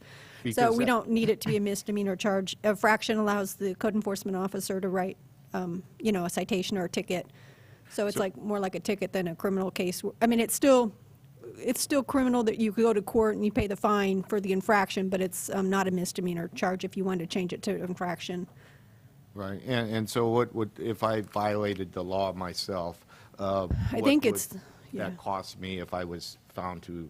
It's, I believe, 100, 200, and 500, but the penalty, if it goes through the court process, they add the penalty fines and fees on top of the base citation, so it adds up to be several times that $100 fine. So the $100 fine turns out to be several $100s once you get done with the court system. Okay, thank you very much. Supervisor De La Cruz? I'll go next. Well, first of all, I'd like to thank all the citizens for coming here and sharing their thoughts with the board, and especially about your concerns about quality of life and the trees. That's very important for our community. But on that note, this is my comment, and this is how I feel about the situation. I just feel that this is political. I just feel that we could have done something maybe 4 or 5 months ago, back in June. I just don't like to react when there's a gun to my face. I don't like to do that. I know it's a temporary 45-day ordinance, but this kind of thing that we'll have for the next 45 days will have huge impact in the Ramos areas, the San Juan Canyon, North Park County, Ridgemark, and we need to make sure that this is not a resolution that we can move forward with and implement as a permanent thing. It's going in the court system right now. It's going to be, you guys are going to be discussing about this tomorrow. Hopefully, the judge is going to do something beyond the 30th. And what I really think is hope that there is some kind of resolution. But again, we should really slow down, and I hope that tomorrow is given that opportunity to work together with the community on creating a better ordinance that can stand any legal challenge, and we can work together as neighbors. We've got to be good neighbors. We cannot, and we should never, ever do an emergency ordinance, because sometimes be careful what you wish for, because it has unintended consequences in the future. We've got to make sure we do it right. And hopefully tomorrow, when you guys sit down together tomorrow and hash out these differences and start communicating and start working with each other. But again, I'll say it again. I just feel that this is political and we should address this issue 3 or 4 months ago. Thank you, Mr. Chair. Just one more comment, Mr. Chair. I can support moving forward because I do have a lot of concern for the residents that live there. I appreciate that you have lived there for so long. I appreciate that you enjoy that community. It is an asset to San Benito County, and I want to protect it, and I want to make sure that it is protected, and the property owners of the golf course does right by you. What I am concerned about this, everybody's minimizing the 45 days. It's only 45 days. That takes us to December the 5th. That takes us to winter months, storms. I mean, our director here for knows public works and that trees can fall over. I worry about the liability to the county. We're putting in an ordinance that basically puts us probably responsible if anything happens within those 45 days. If I can be assured that it won't, then I can support it. The other thing is that I don't want any cost to the county. That's our job, is to make sure that we are fiscally sound. And if this can cost us more money, unexpected money, for our budget within those 45 days, then I cannot support it. But if there's something in writing that says no cost to the county, or even to the property owner. If somebody's complaining, and like I mentioned earlier, you have 2 arborists that don't agree, somebody's got to pay for it. I don't think it should be the county. I don't think it should be the person that the complaint is against. Who's going to pay for it? So with that being said, I'll support it knowing that those issues are addressed. It doesn't have the liability on the county for the trees falling, because there's a mechanism for somebody to get an exemption from the ordinance. If they believe that the tree is dangerous, they can go forth for the exemption to have the tree declared exempt. So Barbara, does that mean let me just interrupt you for a minute. Okay, you have a good tree that isn't maybe deep-rooted, but it looks healthy, and it falls over in a storm. Nobody saw it as a diseased tree or as a died tree, but it falls over and it lands on somebody, or it lands on a fence, or it lands on a house. How do we address that in those next 45 days? Well, for the homeowner, I mean, the property owner. And it's happened. Yeah. The property owner probably wouldn't even be, I mean, I don't know whether they would figure that a tree that's healthy, that doesn't look diseased at all, that has no disease, whether they would even consider that a risk. But I mean, the question, for the county, when the county gets presented with a tree that's fallen over that's on county property, it's whether the question for the county's liability for a tree, if it was on county property, is whether the county knew that it was a dangerous condition of the tree and had noticed that it was dangerous and had the opportunity to repair the tree, correct that dangerous condition, and failed to do so. I don't know whether that answers your question. It does, but it really does not address the scenario I gave you. It really doesn't, because it falls over, nobody knew. Whose responsibility was it? Who takes the cost? So anyway, thank you, Mr. Chair. Okay. What's the wishes of the board? Which resident?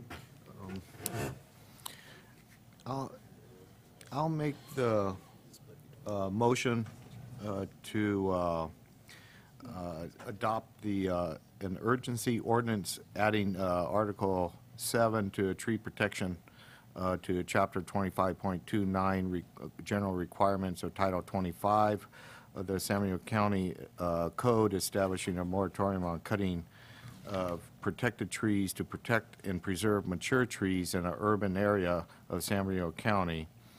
And right here, with the change of the penalties to make it an infraction, Change the word misdemeanor to infraction. change the wording to an infraction, and make a motion to make the CEQA findings set forth in Exhibit A of the agenda transmittal, accept the introduction and waive further reading of the ordinance and adopt the urgency interim ordinance, ordinance number, what was the number? 929. 929? And establishing a moratorium of cutting trees 8 inches or greater in diameter in an urban area, the RM and R1 zones of San Diego County. I'll Can second I- that motion, Mr. Chairman. For the maker of the motion, can I ask to clarify whether that's incorporated the language that was passed out on this sheet for the modified paragraph I? Yes, with the incorporated modified language. Is As that- amended. Okay. We have a motion and a second. All those in favor? Aye. Aye. Those opposed? No? Passes 4-1. With that, I think we will break for lunch.